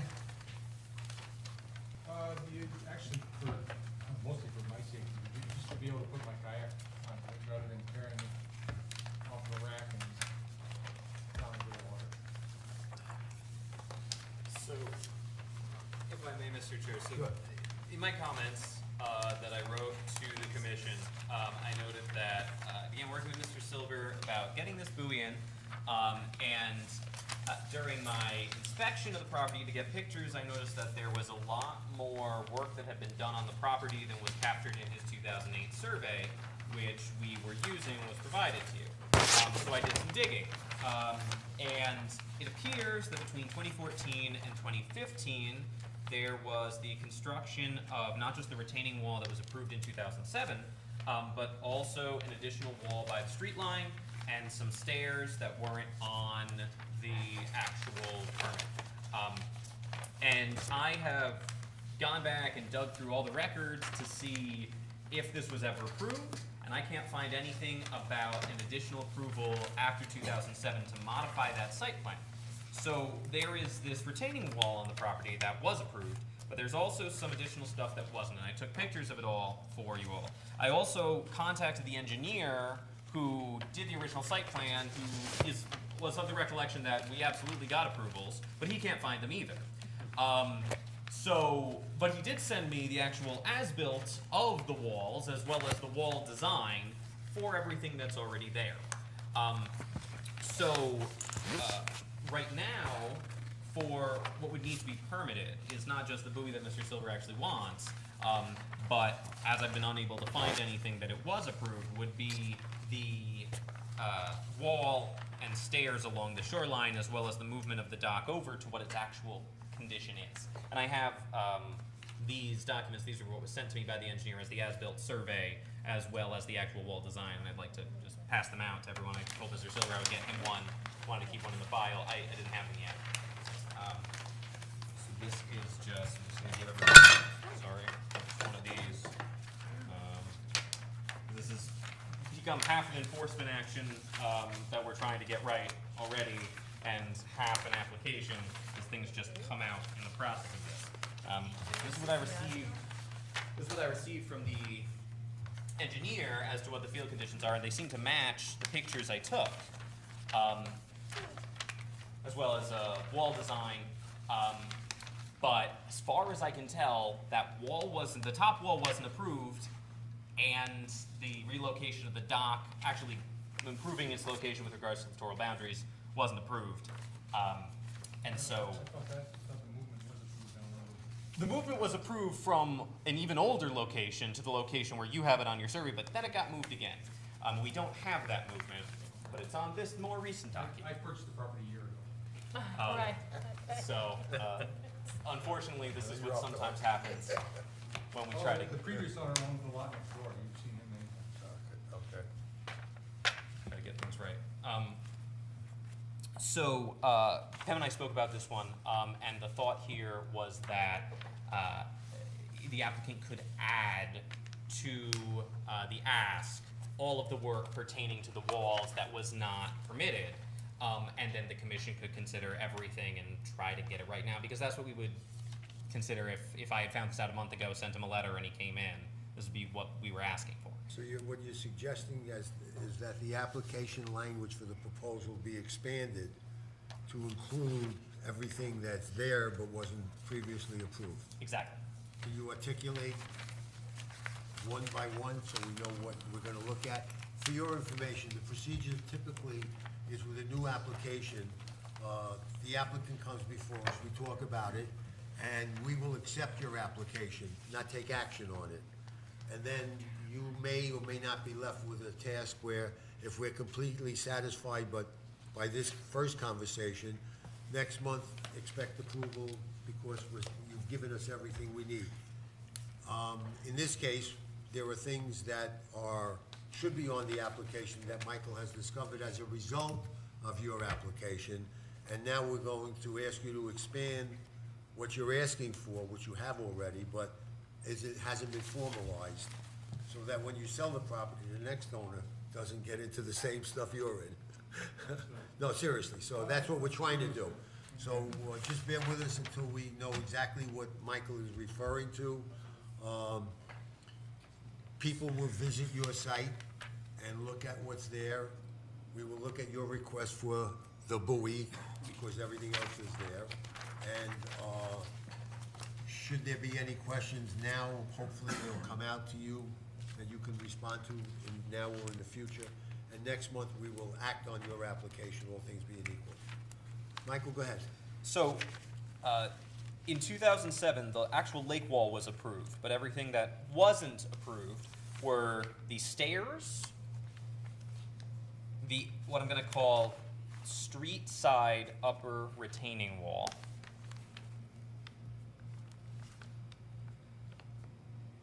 the relocation of the dock.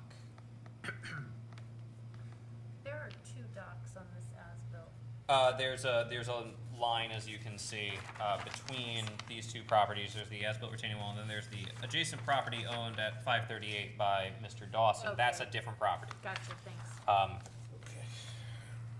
So those are the existing conditions that were not approved. The other condition that I will note here is that the actual base between the two walls is sand. The original approval in 2007 called for fill behind the wall, but didn't note what kind of fill it was. And I went back through this, I couldn't find anything. I don't know if the commission cares to take that up now, but that's everything that I found. Well, it looks like the sand is enclosed by the wall. By It the is. lake wall. It's fully enclosed between the two walls, as far as I can tell. Nicely done. This is the pictures. Yes, that was the pictures that I took. This isn't in my packet for some reason. This and this application are not in my packet. I didn't catch what Marianne said, I'm sorry. Well, I don't have this application, nor do I have Michael's notes in my packet for some reason. Oh, I'm so But sorry. That's okay, Russ is sharing with me.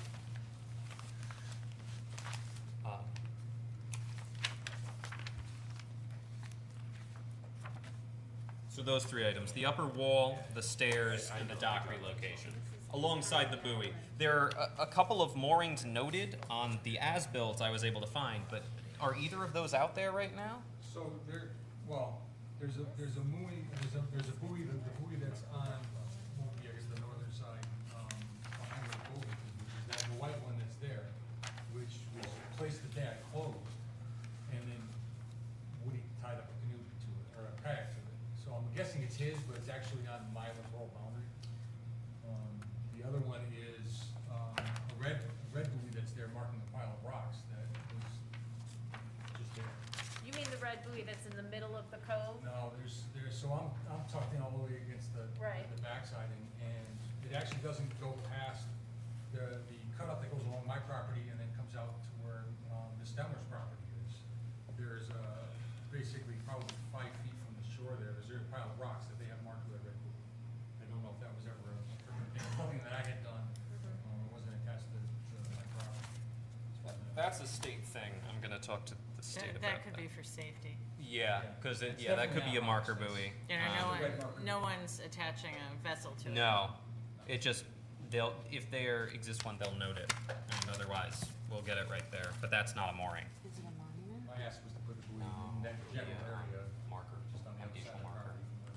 property. How far out do you want to put the buoy? Well, within the 50 feet, probably, I think it was 20, about 20 feet. We measured it out, I believe, at 20 feet when you came to talk about that. How long is the canoe or kayak you're looking to put on it? 10 feet? On this depiction, there doesn't appear to be any dimensions as to the size of the dock and the boat lift next to it. The dock's gangway is 19 feet long. By what? It's like 3 feet wide. Okay, and then there's, There's 2 floating sections that are attached together that are, 10 by 12. wide, 10? And it's a boat lift with a canopy on it? Yeah, Uh, single boat lift. Michael, with regard to the relocation of that boat lift, it looks like, I don't know, the littoral boundary could be close. It very much could be. It's well within the commission's right, and I think it's wise, and the applicant had already indicated to me that he was trying to get an up-to-date survey. To get an up-to-date survey of this, especially since this current one exists from 2015, contacting this surveyor to see if it could be updated could be easier for the applicant as well. But getting an up-to-date survey of everything that's there is probably the correct way to go here, to ensure that everything's in compliance. So that, Mr. Silver, that will be one of your responsibilities, okay, an updated survey. For your information, when we talk about the littoral boundary, it's sort of an imaginary line that continues out into the water from the perimeters of your property. Understood. And you cannot place a permanent structure, permanent meaning you could put a boat there, but you can't put a boat lift there, even though you remove the boat lift, so the permanent word is not right, but it's a description. It can't be within the 10 feet of that littoral boundary. Without a public hearing. without a public hearing. So we're concerned about the position of your boat lift. If it is, and you move your dock over 2 feet, then everything gets shifted over 2 feet, and the littoral boundary is not an issue anymore if your boat lift is where it is.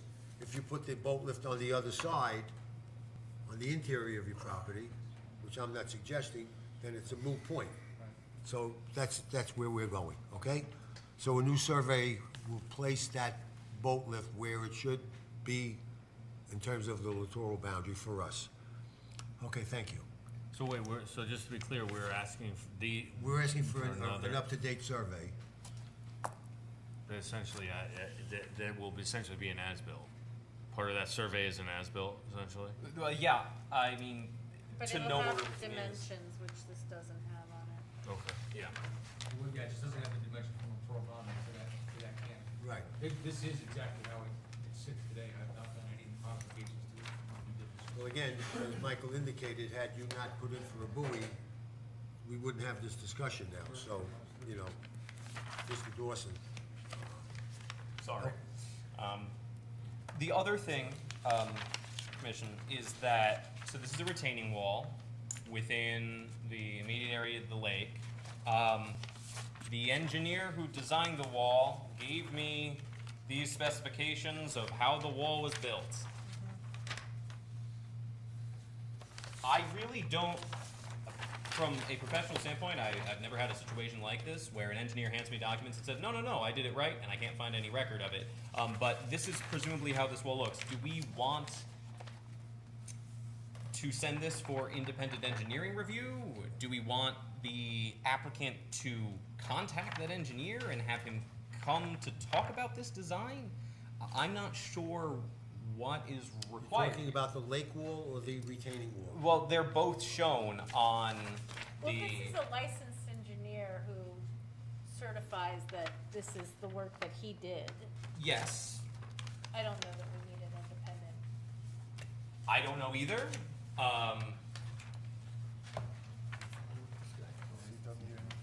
I mean, I guess for the record, we could ask for a letter from him stating that this is accurate and this is what he did. I'm already in contact with him. He kind of gave you this, right? I mean, Yeah. Why is it filled with sand? It was noted in 2007 that there would be fill behind the wall, but when I went over everything, I couldn't find any discussion of what type of fill it would be.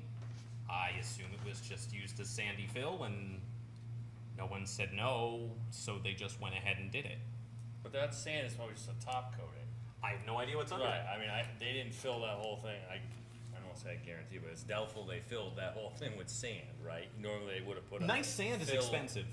Right, they would've done something they could And notice compact that behind this the deep, wall. which my granddaughter has made a sandcastle for, so. Right, so, but, you know, I mean, I'm just assuming they backfilled it with more traditional fill than. Mary Ann, just to your point, you know, the engineer is saying one thing, but he didn't build the wall. No, he's saying he did. Well, he designed the wall, Oh, and then he did. He didn't Ah, build it. good point. So, my sense is, So we don't know who built it. He did say it was monitored during the build by the town. it was what, sir? There was an email, there was an email that was sent to me, and so in my email communication, the engineer said the wall build was monitored by the town, but I have no record of that. I know from aerial photography that it took place between August of 2014 and September of 2015. So I have a 13th month window and it got done, and I've checked the minutes for everything That we had in makes sense, 2014. if you remember, that was when the wetlands agent was cut to part-time. So the record keeping was weaker. I don't have the minutes from every meeting. I went through the log. I can't find anything in the log for anything for this application. There aren't even minutes. Steve Sadlowski was hired in August of 2015 after a period of time where I don't believe there was anyone, I want to say. And that's where the minutes pick back up, but it was already done at that point. But what we really need to, our due diligence is mostly focused around, are there like some drainage problems that are, that I haven't are seen with any. Right, are there some drainage problems You that know- are affecting water quality here? Right, probably not, so I don't know how far we need to take this as far as getting the engineer to certify all of this stuff, I mean, It is an interlock block wall. What's that? It's an interlock block wall. Yeah, it's interlock block wall. I mean, I don't see the need really to have the engineer and dig into this more. If we had a big runoff problem or something, I'd say, yeah, maybe we need to look at this. Maybe somebody built this kind of wrong, but it seems to be a very well-built, established wall. Well, I think the point that Michael and Steve are making is that the engineer designed these plans, but we don't know who built it. Right. And whether or not they followed these plans. Right, but I think we can sort of tell you can tell by looking at it that it's very close to what he's got there for those plans, and there isn't anything that stands out as being a wetlands problem. Is there any evidence that right? the wall is failing?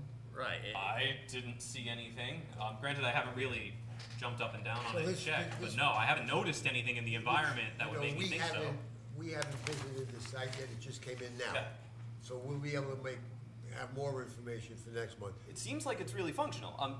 The only thing I think is sometimes when, for example, if there is a installation of pervious paper patio, you would have an engineer sign a letter at the end of the installation saying, it was installed correctly to my design, I checked.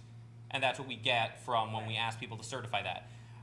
He's already sent this over, but I could just ask him to write that letter to certify that yes, this was built, I designed it and it was built to my design, and I think that would Suffice. That would suffice. Yeah, anybody can take a look at, see if there's But- something that jumps out. And then at your next meeting, if for some reason, if he's not, if there's a exorbitant charge for that letter, then the commission can revisit whether or not it's necessary. Yeah. You have an as-built for these walls where you don't typically always require as-built. So at least you have an as-built and you know where the walls are.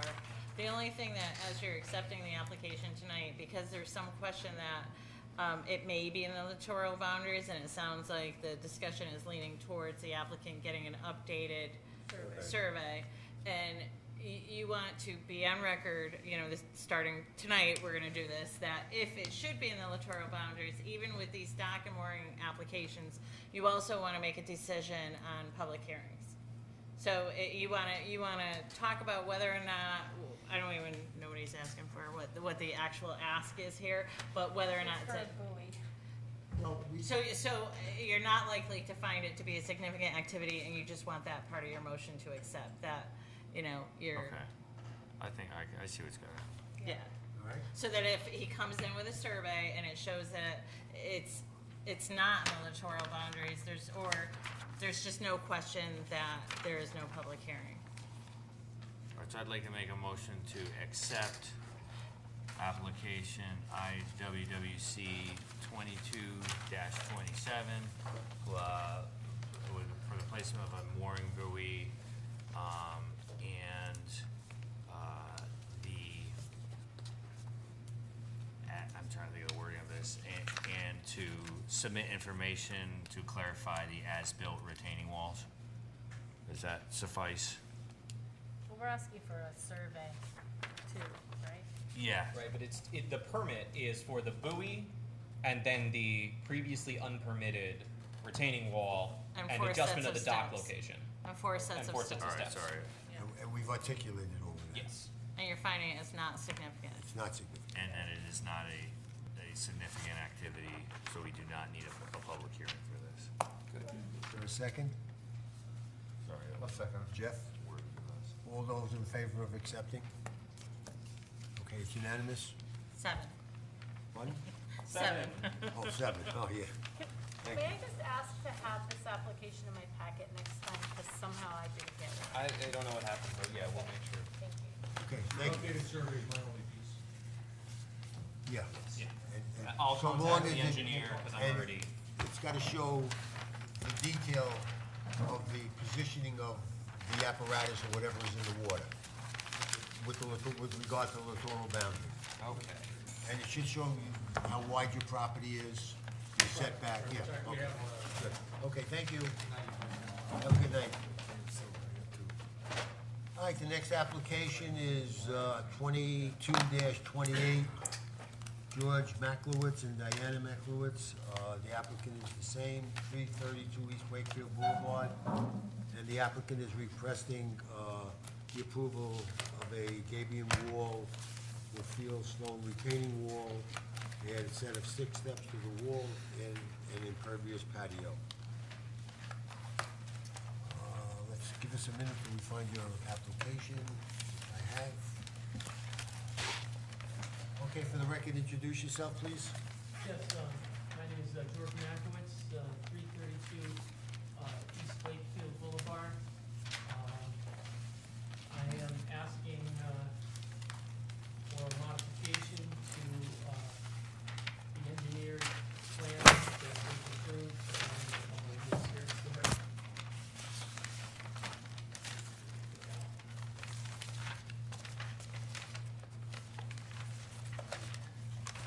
I've done everything.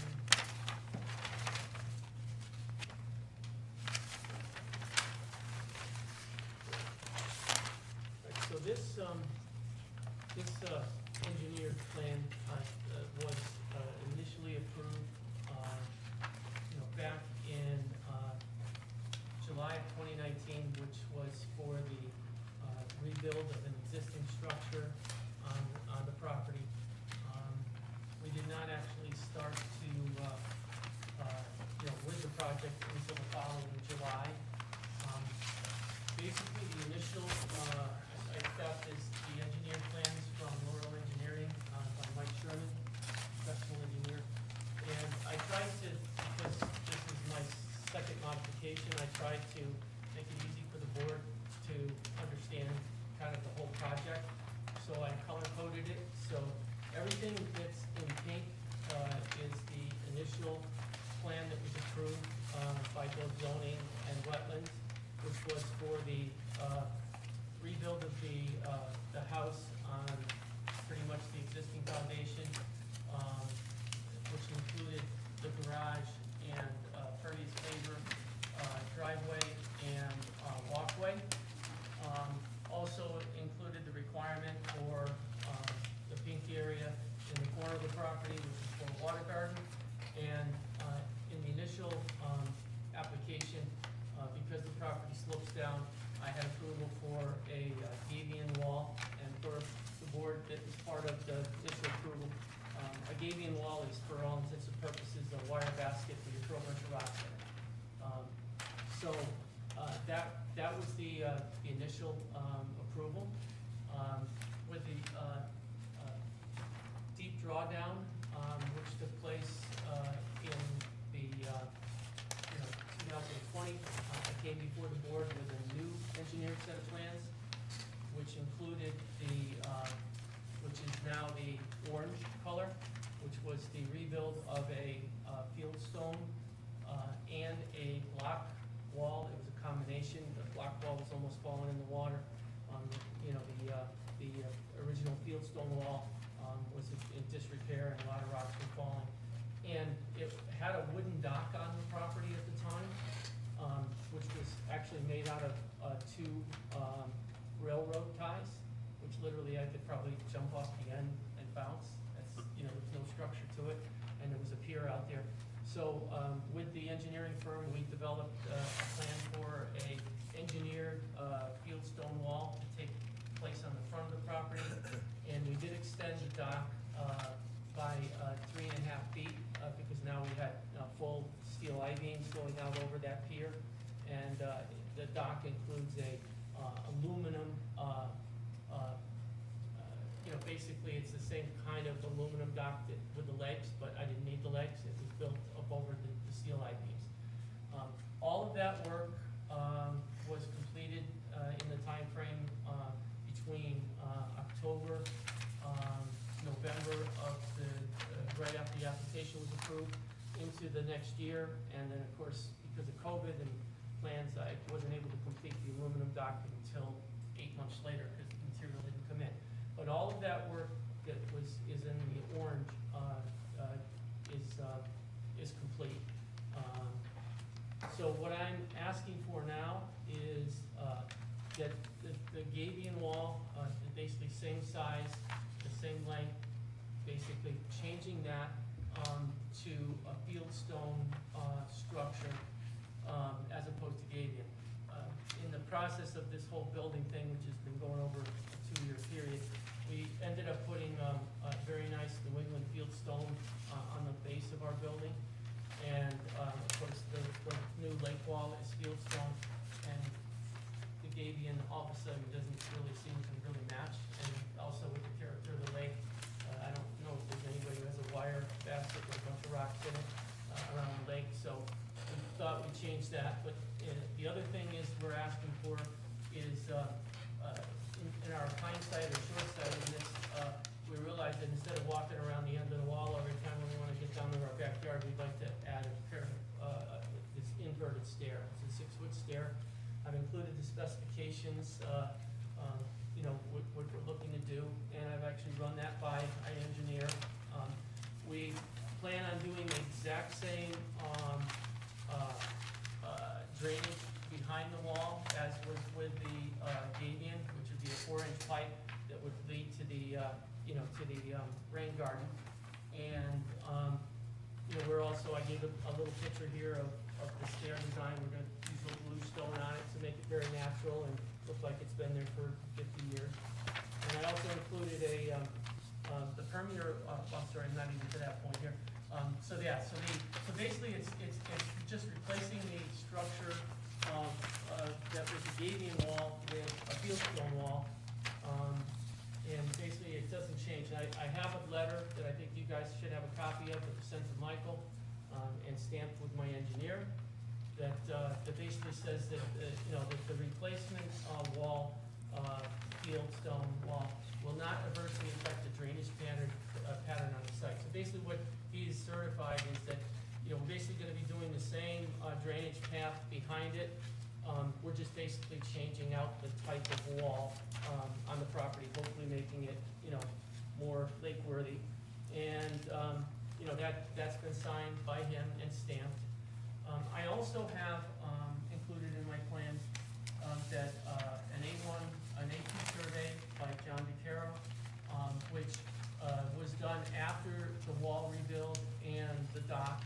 And that has been filed with the town and certified that not only the foundation isn't exactly, I guess we were a 1/4 inch off of the foundation, but the lake wall and the dock were all built as to the plans that I submitted under the first modification. The only new, I guess, ask is in yellow here, that we're looking to, again, to change that gabion wall to a fieldstone retaining wall. We would like to integrate an inverted stair, which actually, my engineer said that was not a problem either. And he is the original engineer who developed the plans that you're looking at. Is to add this, is to then add this, a permeable surface paver patio in the back of the house. So that when we come out of the back of the house, we have an area that we can, have a table or whatever. The permeable pavers will be installed and will be the same as the pavers that were approved for the walkway and the front driveway.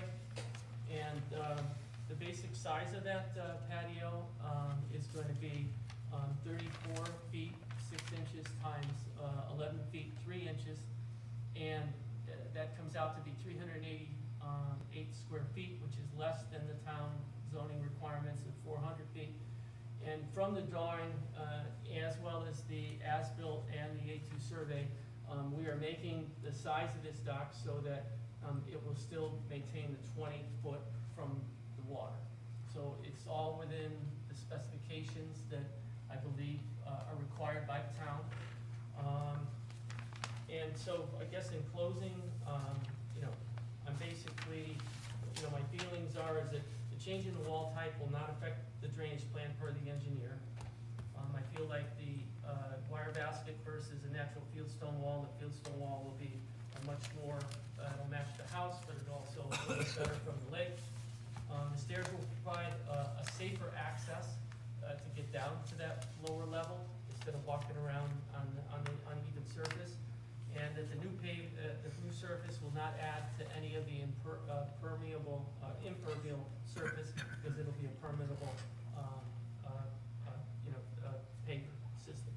Michael talked to the engineer, I believe. So I don't know if you had any questions for me or any thoughts. assume, since you're looking at me. I did speak to Mike Sherman of MGS Engineering. I asked him, he asked me, what do I need to do in order to say this is good? And I say, I need a stamped letter from you that says this isn't going to change the drainage patterns.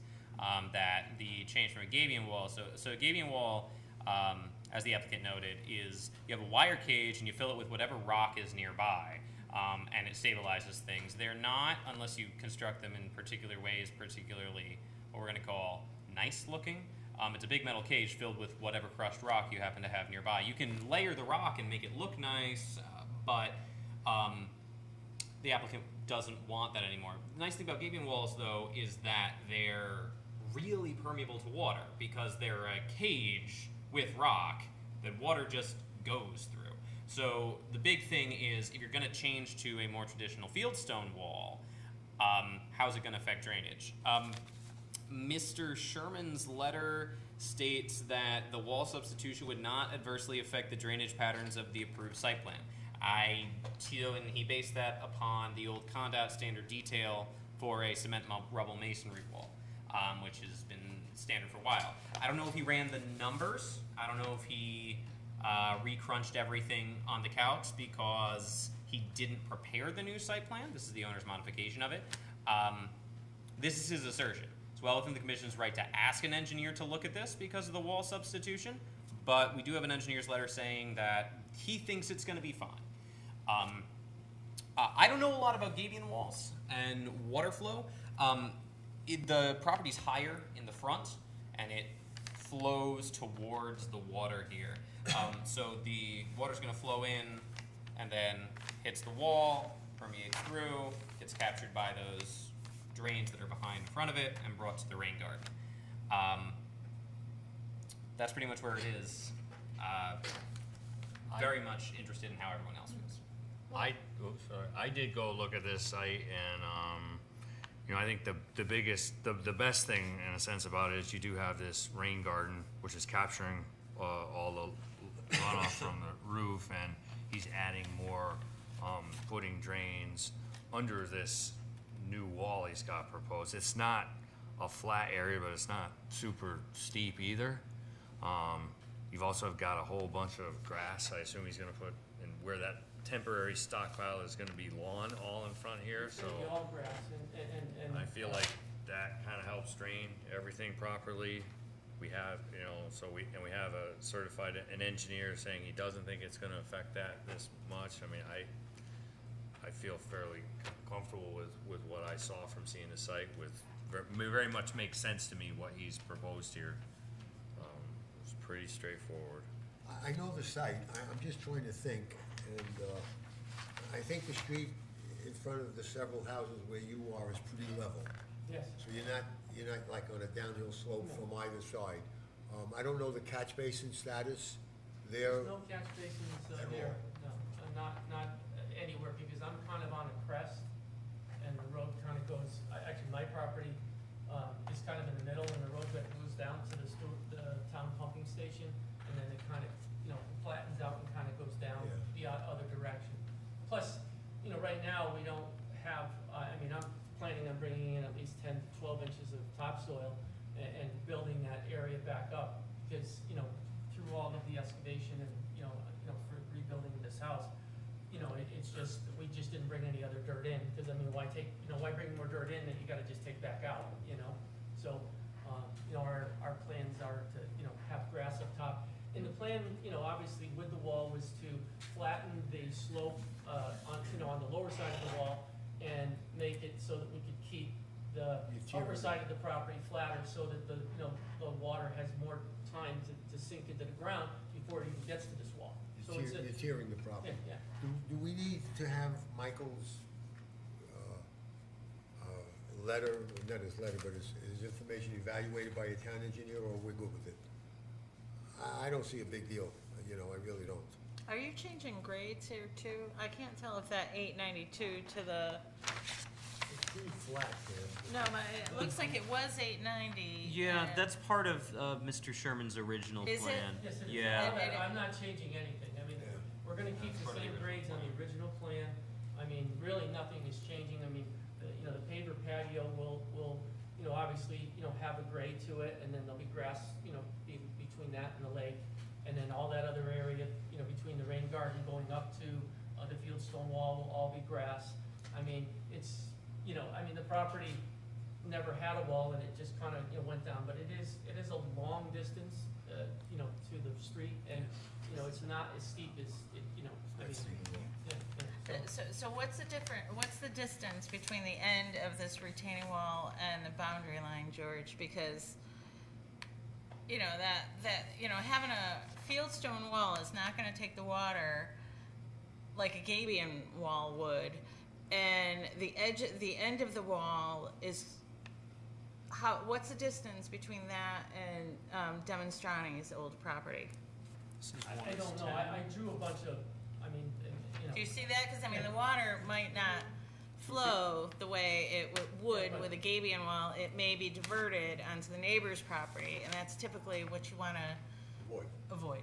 Yeah, I understand that, but if you're familiar with the Sam Demonstrati property, I mean, he's got huge 3 foot by 3 foot by 8 foot, I hate to call them mafia blocks, but they're just big pieces. Yeah, it's of on the concrete. plans here with the fence I attached. see it, right, so it means it's And gonna so, I bounce. mean, so basically, my water can't flow on his property because he's Well, got. it's gonna flow down. blocks. That's only, It's not gonna flow at that point, it's gonna flow right Yeah, there's here. a stockade fence there, also that's noted only, on the plans. those blocks, that's only presupposing that the new owner, because Sam Demonstrati passed away. Yeah. So the new owners may remove them tomorrow morning kind of thing, and then it becomes a concern that Pam rises. I don't sense it, but again, that's the possibility. His building would fall into my yard probably at that point without those blocks being there, at Pounded a least lot the of- garage would. You pounded a lot of nails, Sam. Mike, do we need this reviewed by our independent engineer, or are you comfortable with it? I really don't know. I have a letter from an engineer who has come before us many times with other projects that says this isn't gonna change anything. I have a tinkling in the back of my mind that says it feels different, but someone who's far more qualified than me says that it isn't.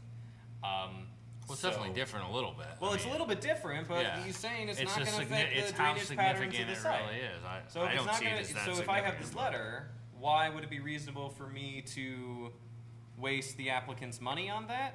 I don't know. I don't think that should come from staff if everything else is the same, where all the drains are the same, then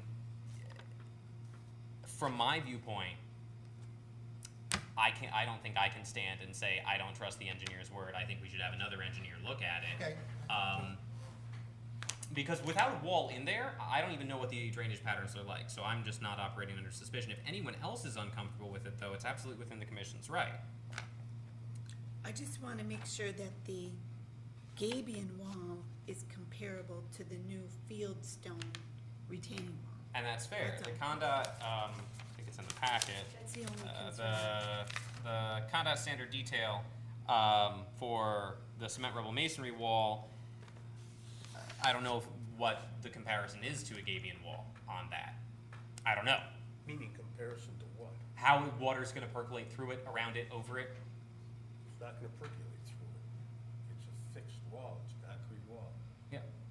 So there's no penetration going through it.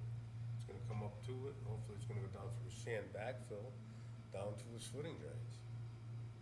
And it's not a particularly steep slope, so. No, we're not changing anything. I mean, we're using the same 3/4 inch stone behind it, we're using the same 4-inch pipe behind it. I mean, the gabion wall, I don't think any of the water, it would hit that stone, it would go down and hit the pipe and it go out. I mean, yes, I agree to your point that the gabion, yes, it's just a bunch of rocks and yes, water can flow through it, but water's gonna go down until it hits the bottom. It's not gonna magically, you know, kind of go horizontal through a bunch of stone. I mean, it's gonna filter down through. Not without high momentum, and the ground's pretty flat here. Yeah, right, that's, I'm just saying, you know, Is your patio pervious or impervious? Because that will, they'll be pervious. It'll be the same as what we're using in the front that was approved based on the same installation plan provided by the same engineer. What are you doing for your driveway to your garage? What's that? The driveway to your garage, what kind of surface?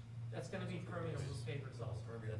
Yeah, yeah, and Okay. I remember this application, and we approved that permeable I just- paver system. Yeah. So you're saying you're gonna use exactly the same in the back patio. in Yeah. the back patio? Yeah, exactly the same, and actually, I mean, it says a minimum of 8 inches. I mean, I'm working with Vinnie Node, who's is a guy who's been doing work here, in town, for God knows how long, and we're gonna go down almost 18 inches or 16 inches with stone to give a better bed for water retention underneath the permeable pavers. Are we good? Just accepting the application. Well, it's a modification. You can approve tonight I know. if you choose to. Do we wanna make a motion to approve? We should. Yes? The guy's totally prepared, he's answered all the questions, he has his engineer report. I mean, I think a couple of us have been to the site. Yeah, no. Nothing jumped out at anybody and said, whoa, this looks like something that's gonna be an issue.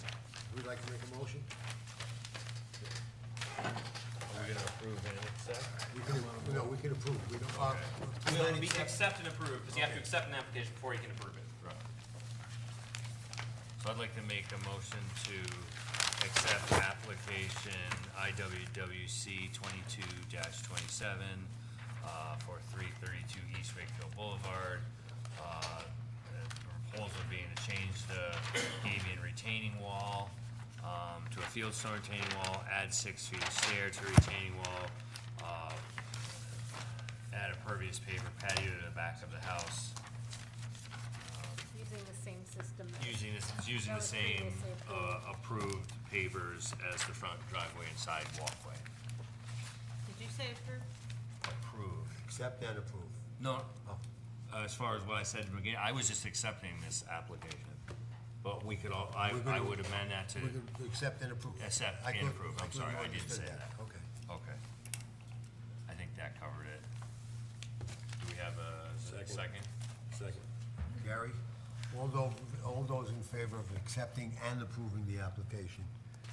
That's unanimous. Thank you, good luck with your project. It'll be beautiful, and, I like what you did around the foundation with the fieldstone. well, that's why we wanted to match the. I like that a lot. Came out nice. Nice job. We're just trying to do it right. Okay. We getting close to finishing? We are Two getting more. closer. I have the next application is Betty Martin and David Pines. Is that accurate? Thank you for your patience. Thank you. I know. Wait, no, I don't.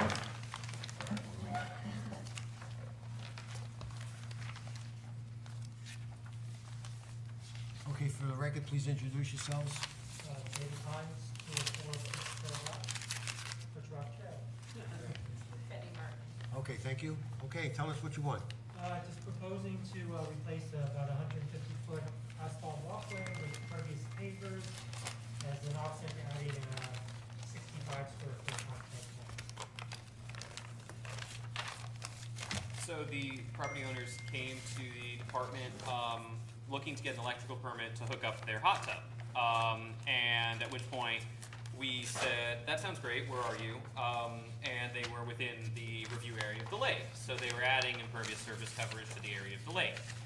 So if they were gonna do that, they were gonna need to come see you, and in order to make sure they weren't going up on their impervious and having to go through zoning, an offset was needed. So they currently have an asphalt walkway leading from their crushed stone driveway up to the front door of their house. And they're proposing to replace that with pervious pavers that are gonna be more updated, look nicer. I think they provided the detail for that to us as well. And it's gonna be a reduction of pervious surface, impervious surface. They're digging up the asphalt, replacing it with the pervious paver. Mhm. Yeah, I know this, I mean, I drove by it, so I know right where it is.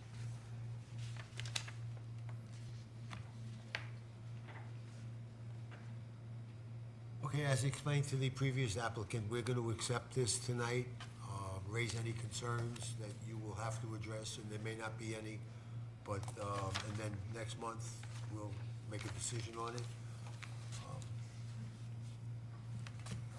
You know, it seems pretty simple. Any issues? Well, we Yeah. investigate if we can. Yeah, no.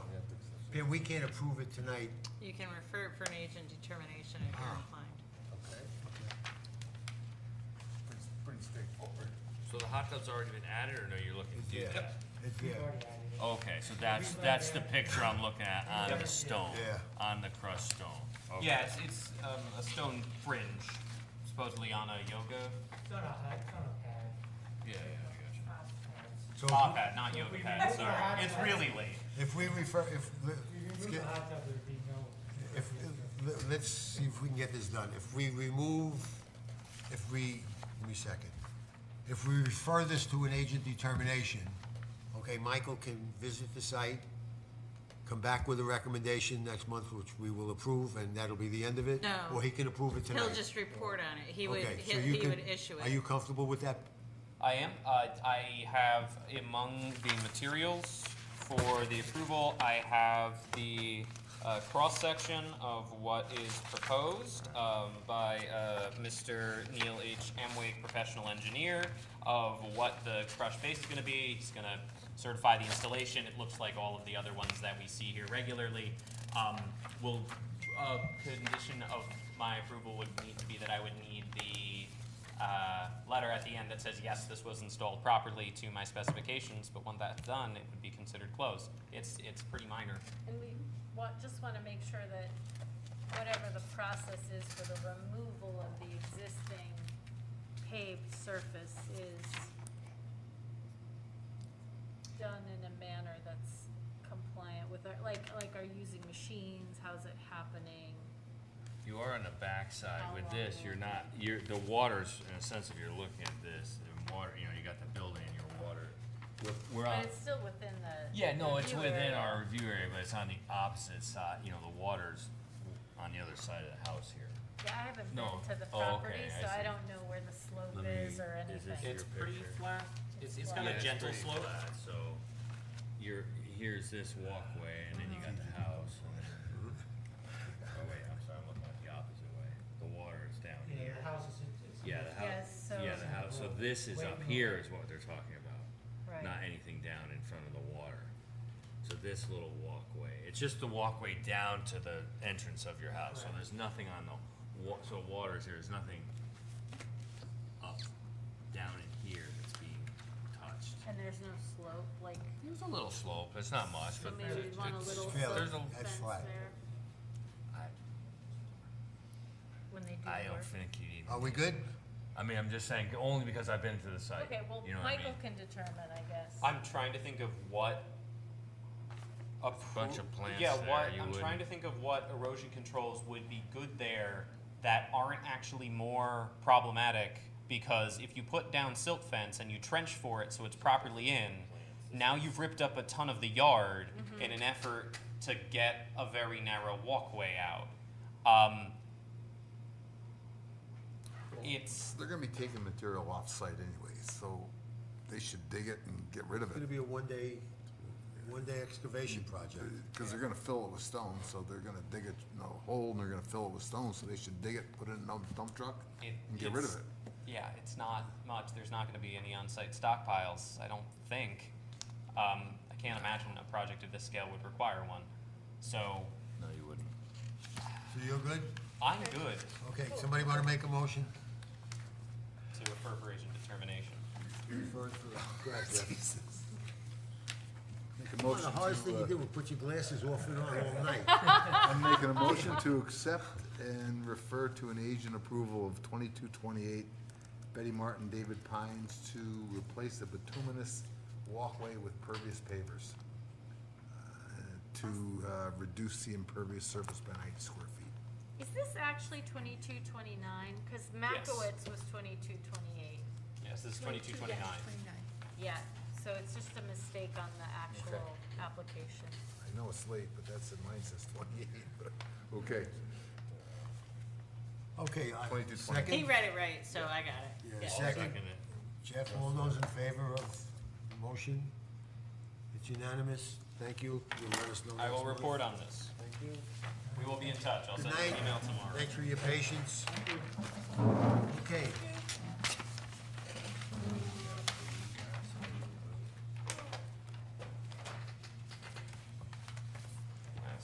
Don't fall asleep on this, Jim.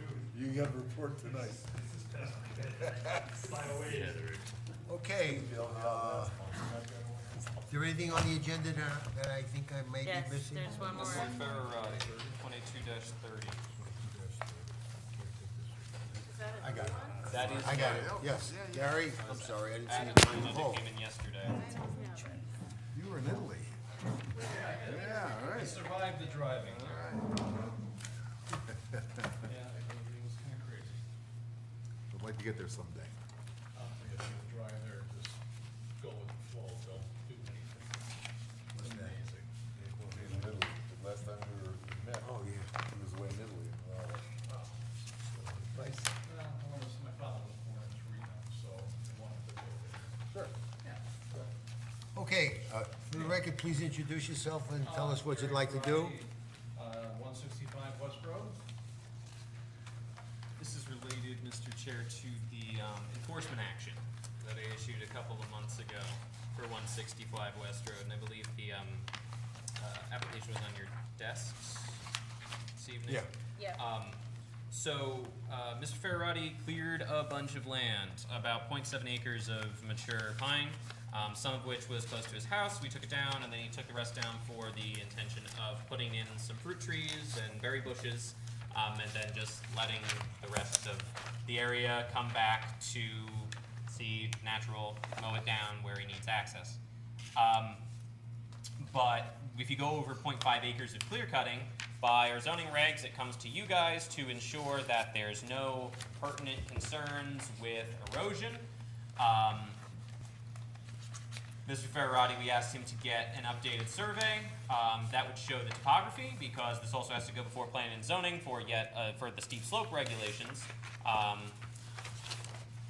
He has done so. He has produced this. There are no intended structures.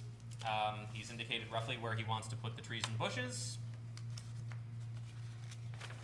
That's the application. Thank you for your patience. Agent approval. I was just gonna say, you wanna suggest that? Yeah, it's agent approval. Mike, So- go check it out. So, the important thing here is that, so this is a little bit different, because this is technically you guys doing a zoning thing that just happens to be in your wheelhouse because zoning didn't want to deal with it. So what you would find here, Which isn't Which exactly isn't accurate. exactly So, correct. right, he's Which- being flipped, that's not actually the case. it was given to you because it's about water control and environmental matters. So you were designated with the soil and erosion matters come to you. You would need to find that there is no concern with soil and erosion as presented on these plans. If I recall, last time you visited, or last time you were up there, when you gave him a cease and desist, you said there was no I didn't erosion see at that much. time. I really didn't see much movement. I went back up earlier this month. I also didn't see much in the way of movement. Mr. Ferrari already put up silt fence along the entire street side to catch anything that's moving. I had some concerns because he had stumped the property, and so that could free up the earth to move, but I didn't see much. If it was really bad, I would have expected to see piled up against the silt fence, but I didn't see anything like that. Is anything seeded in yet, or it's still just bare? I haven't done anything, I was told not to touch anything, so. No, but naturally seeded in, things will grow on their own. Well, I'm gonna keep it so it's mowable as part of my lawn on the rest of the property, it's a 2-acre parcel. So I just wanna, I'm not gonna mow it every week, but I'll mow probably once a month in there, so I just wanna pluck the rocks off, so I'm not smashing the mowers. Well, I'm just saying, if things have seeded in on its own right now, that may be to your benefit, because it'll just keep the soil in place, Not much is growing in there right now. I haven't seen much. It's just heavy with pine needles in there, so, if it's not gonna happen, until I make it happen. So that is less than 15% grade. It is just over 15% Just over, grade in okay. the steepest area, so I do, it will have to go to planning and zoning. Might go looking on that. Yes. I did actually that area that jumps up that, that creates that issue, it's still wooded, the oak trees are still on that. Okay, so what I would need is I would need the actual limit of the tree line. So if that area, before I can make a determination as to whether or not you gotta go to I would need you to get the area of the tree line on the survey, so that we could see specifically what area was cleared in the slope, and then we can do that. If I took a measurement, would that satisfy? Because it's only like 3 oaks that were ever there, they're still there. There was a hemlock that was struck by lightning that we cut down. But other than that, that's, since I own the property, that's how that was. The steep slope regs are particularly Vague. precise about 15%. Precise about 15, but vague about. But vague about everything else, About what- concerning how much percent of how far does it have to be, where do you measure from, in terms of, as they are currently written to do my job, it is proper to send you to planning and zoning. But it is also something that Pam and I have spoken extensively about we should try to get that clarified in potential further revisions of the But zoning. that won't be regs. anytime soon. It's not gonna be and anytime soon. It might be It's less just- it's on our expensive and radar. faster to just go before It's plans. like this carpet to that wall and not even to that desk, you know. It's right up against that 15% boundary line and over it in a couple places. I'm Well, gonna, I know, yeah. I just was trying to make your life easy, that's all. It'll never be easy. No, I know. But, is there a question, Mr. Chair? No, I'm just, I think we're all leaning towards simply accepting at this point. And what do we want him to provide us with? I can't see very much. Just check it out, that's when it's done. Yeah, I know, but Can we approve, is there something? You can't approve because it's a new application. You can send it to agent approval if you have no comments and That's want me my to take point. care of it. Agent determination. I think so. Are we safe with an agent determinant on this because of the ambiguity of what you guys are talking about? The steep slope stuff is completely separate. That's not under your purview. The stuff under your purview is the area of clear cutting. The steepness of clear cutting falls under planning and zoning. So we can refer it to agent determination. Finding that it is not going to cause significant problems for drainage. Jeff, put your It's glasses just on. agent determination. You'll make that determination. and, Well, I'm getting better every time. You know, they don't make that because they're referring it to you to explore whatever you need for information to determine, but they can't make that finding on the record that there's. That's fair. You just refer it if you're inclined to.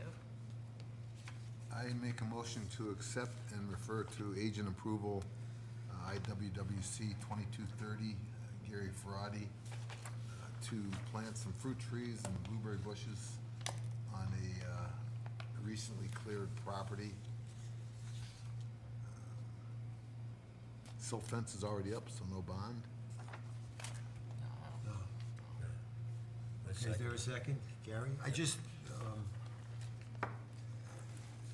the language you used was to accept and refer to agent approval. It's for agent determination, Yes, okay. okay? And that's it, then we'll go from there.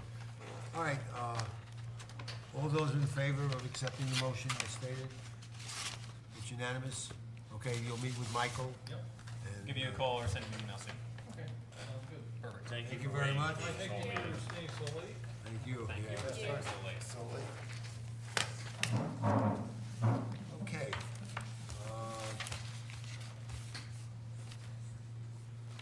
There are no agent determinations, or you had some, Michael? No agent determinations this past month. Okay. What about we had 1 or 2 applications in the past with septic systems or tanks in the ground? Tanks in the ground. Yes. They're still so, in the ground. I have not heard from any Carol and Son on the tank replacement, which I believe is near your house, Jeff. The other one, though, I had reported on in the past, I had approved it, but they were in the middle of DEP remediation because the tank had leaked. So I will check with them again on That where would they be are. Pines, P-I-N-E-S, is the second one? No, the second one's Valentine. Oh, no, okay, no, okay, I'm Yeah, sorry. so I will check with them where they are on those, but as far as I know, everything went fine. Okay. With warnings of violations, to go through these quickly, no movement on a lot of things. For the parcel opposite 215 West Wakefield, at the Prusies, nothing has happened. It's in a steady state. In a way, it's resolved in that they're not looking to do anything else.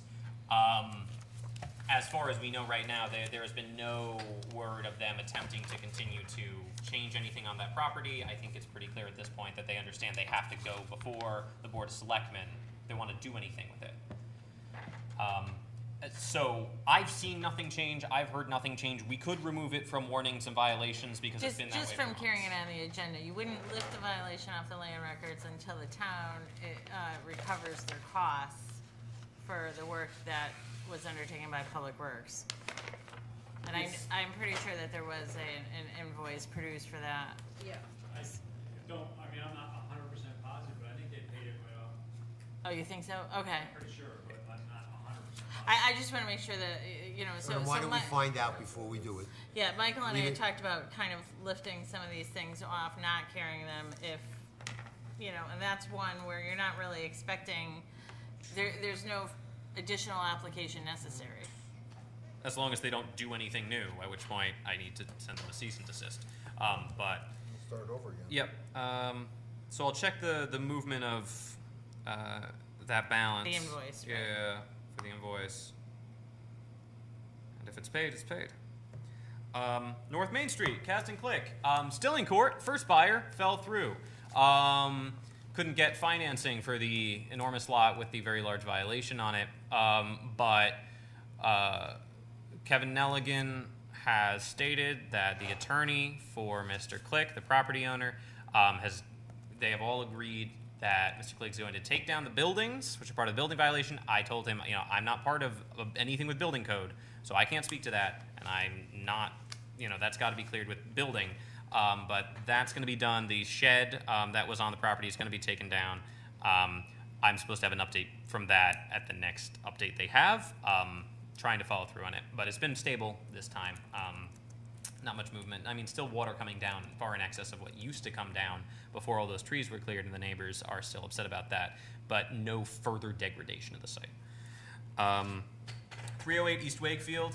Mr. Sliney's first engineer was too expensive, so he got a second engineer who promptly got COVID and wound up in the hospital, and now he's looking for a third engineer. That was what he last told me. 713 East Wakefield, in design phase. This was the trees that were cleared, and we asked them to denote where the trees they cleared were with regards to our property. It's in design with Peter Keefe. West Wakefield Boulevard Canole, being remedied right now. That one's done because that was approved tonight. So that one can be done and can be lifted. 182 Shore Drive, Gervais Joven. The stones are out. It's been covered with seed. It's growing. I'll check it again to make sure it's good, but other than that, as far as wetlands is concerned, 182 Shore Drive is done. There's actually further problems with 182 Shore Drive related to zoning that we caught as a result of them attempting to sell it, but that's not pertinent here. 521 and 523 East Wakefield, those are the warnings. They weren't violations I sent. Those were just warnings that I sent to Mr. Ward and Mr. Becker about the location of their buoys. Let me just take over the conversation Absolutely. at this point. Those two properties were just issued friendly letters, and so, and I did get some inquiry from the recipients of the friendly letter, why are their properties being carried on the agenda, which prompted me to think maybe we should be making a distinction, it's under the one heading warnings / violations, maybe it should be further broken down so that it's warnings, violations, because there is a distinction between the two. One is, so is that Well, in okay? these cases, they were probably just notices, right? Well, they were friendly letters, is how we characterize them, and because there was no discussion at your June meeting, there was no report given to the commission on those friendly advisories, and so, but for reasons already stated tonight, I understand that the issues have been resolved, so I don't know that they need to be carried under warnings. Do you want warnings when it's just one friendly letter and there's a resolution? When you say the issues were resolved, specifically what issues? One buoy was placed too far out, I know, right? we're talking about the buoys.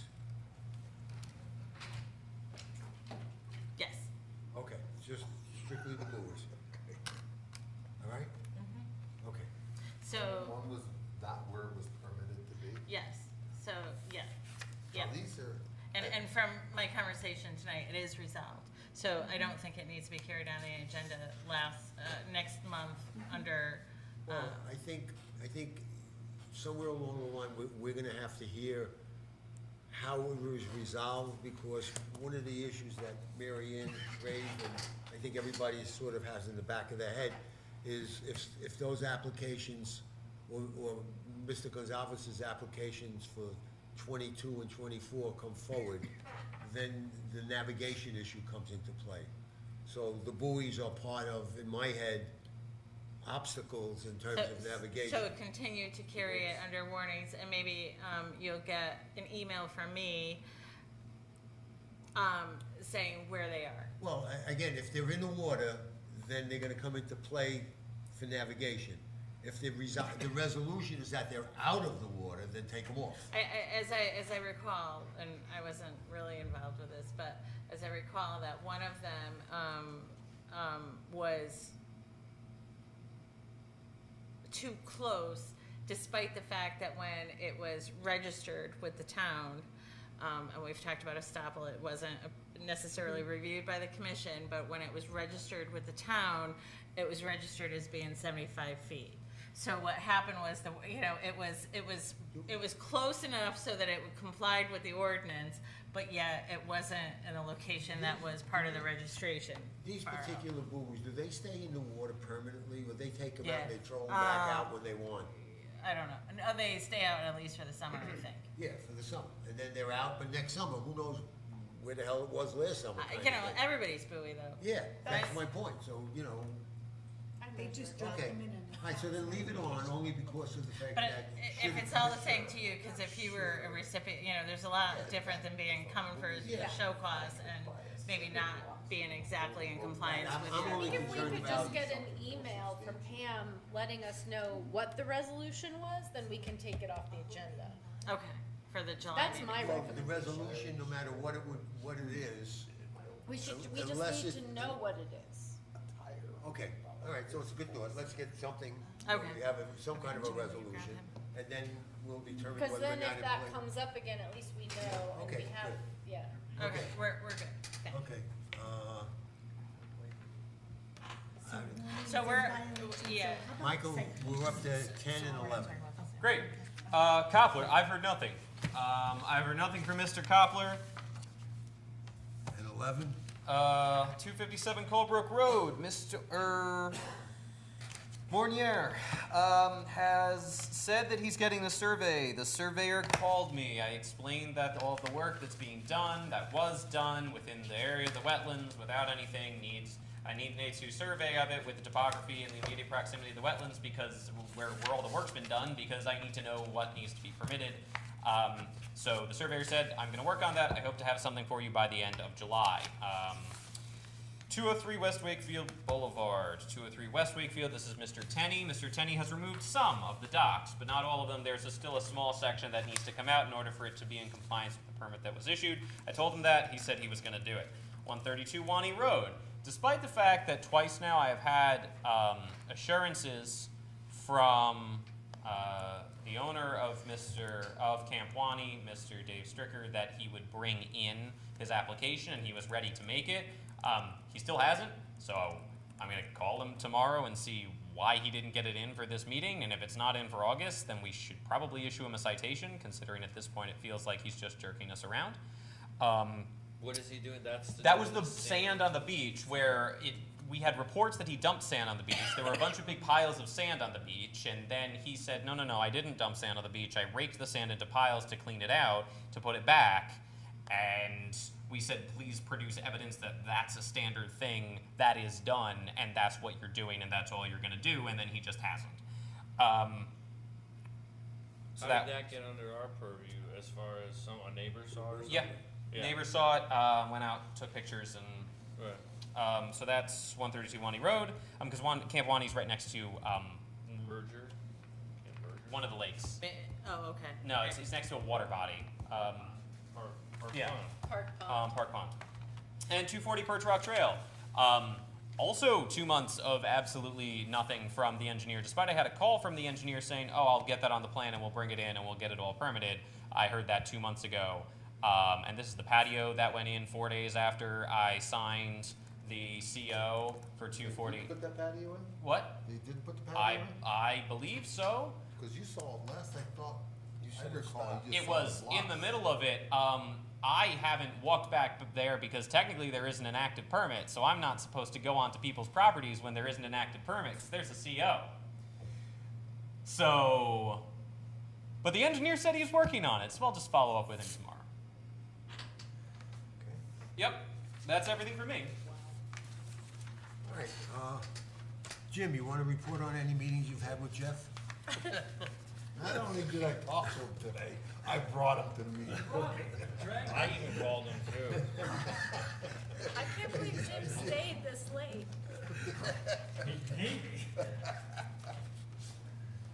All right, very briefly, seriously, you guys are sweeping the streets, I saw that today.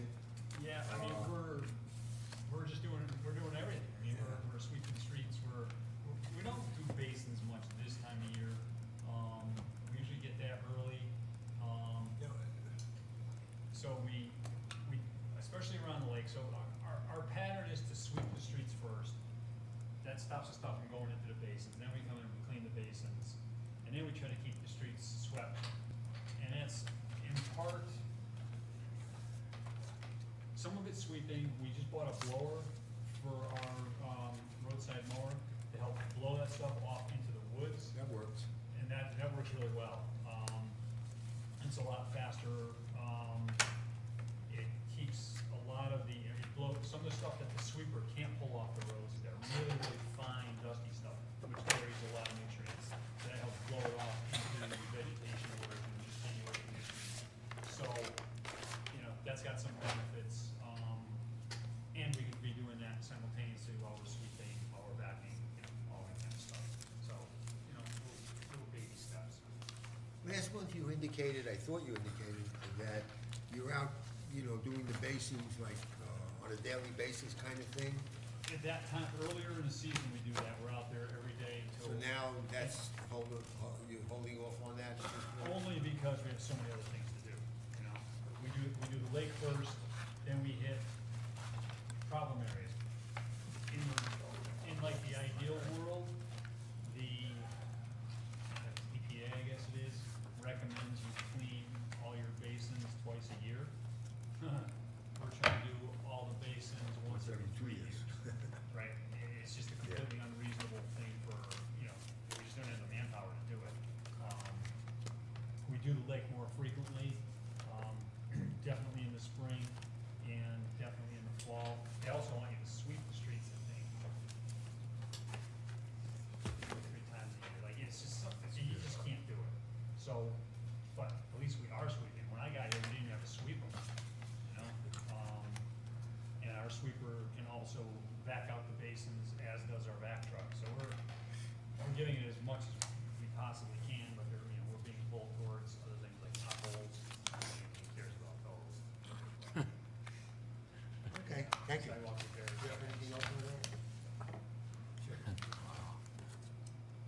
No, thank you, Jim. Mary Ann, Six anything? other applications, I figured, in for a penny, in He for a says, pound, right? Lippincott again, oh, it's wetlands meeting. Oh, yeah? No, I'm not in. I personally, you know what, one of the things I wanted to do early, before the, under agenda review, is put a time limit on this meeting, and I just neglected to do it because I just lost sight of the fact that I wanted to do it. So I do apologize for that. We'll try to, in the future, keep our meetings more civil in terms of time. Yeah. What about maybe, that said, do we start them earlier? Yeah, Or is how that do tough for how do people we to do get? that? Because people sit here and wait. You know, wait, sometimes wait. I'd rather stay an extra hour than come another night. So it's like a No, I catch mean, do we 22. start I don't know. at 6? I don't know, I'm just proposing that. I It will doesn't say, matter. you kept the meeting going pretty well today. Like, Well, we were lucky with, Oh, yeah, we you know, missed the big one. some of the big ones. Yeah. And, you know, on that note, I think it's gotta be said that,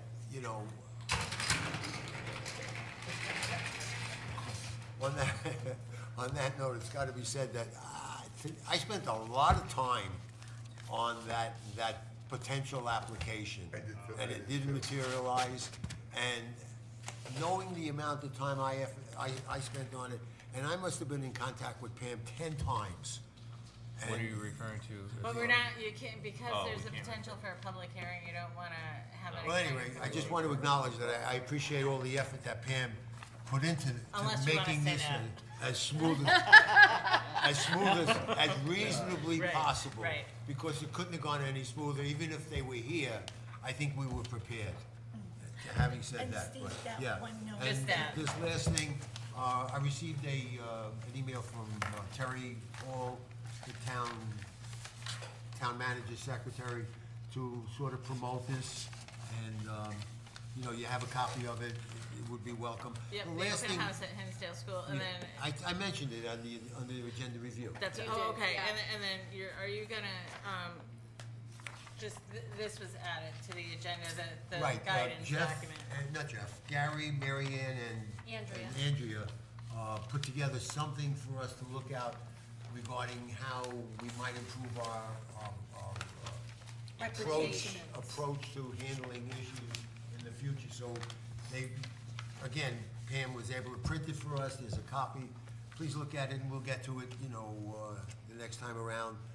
And there was one other thing. Oh, George Clausen has reached out to me, and the chair of the other commissions in town, where we're going to meet a week from tomorrow at 4 o'clock to sort of discuss duplication of topics that we sort of overlap, and maybe they don't overlap, but maybe a better way to handle it. I don't know what's gonna come out of the meeting. The meeting is next Thursday, a week from tomorrow at 4 o'clock. If anyone would like to attend the meeting with me, you're more than welcome. It's gonna be here, It's 4 PM here. Thursday, July 28th. July 28th. So it's an open invitation for you guys if you're interested. You know, I'd welcome anybody coming, so, keep it in mind. And My you don't have to phone tell is me if dead. you're comfortable, and you I have can't the even time, put it please in. come down. July 28th at 4 o'clock? Yeah.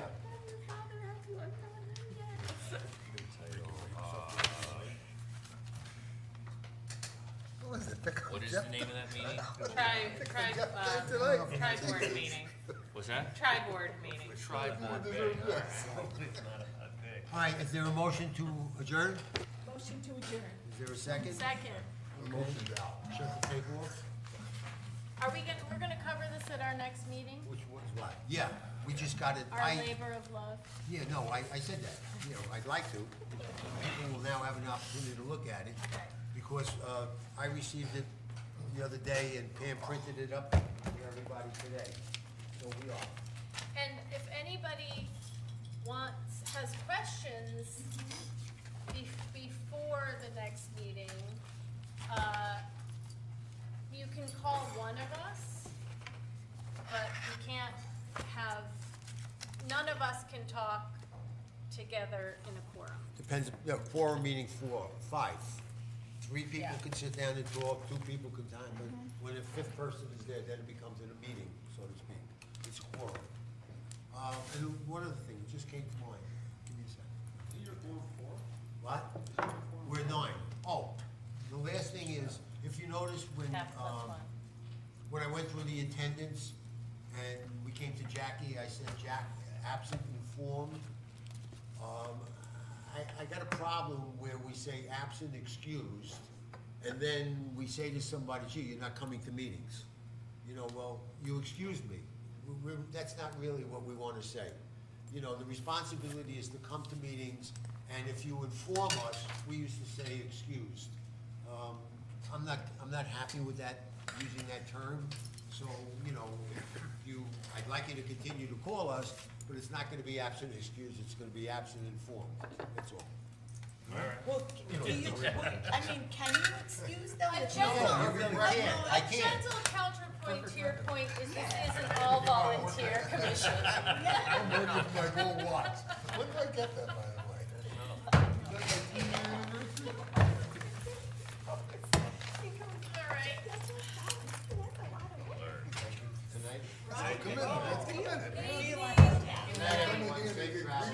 You guys, and I call it No Jim. deal on a absent. Wicked on time. Now I gotta drive an hour too. All right, thank you.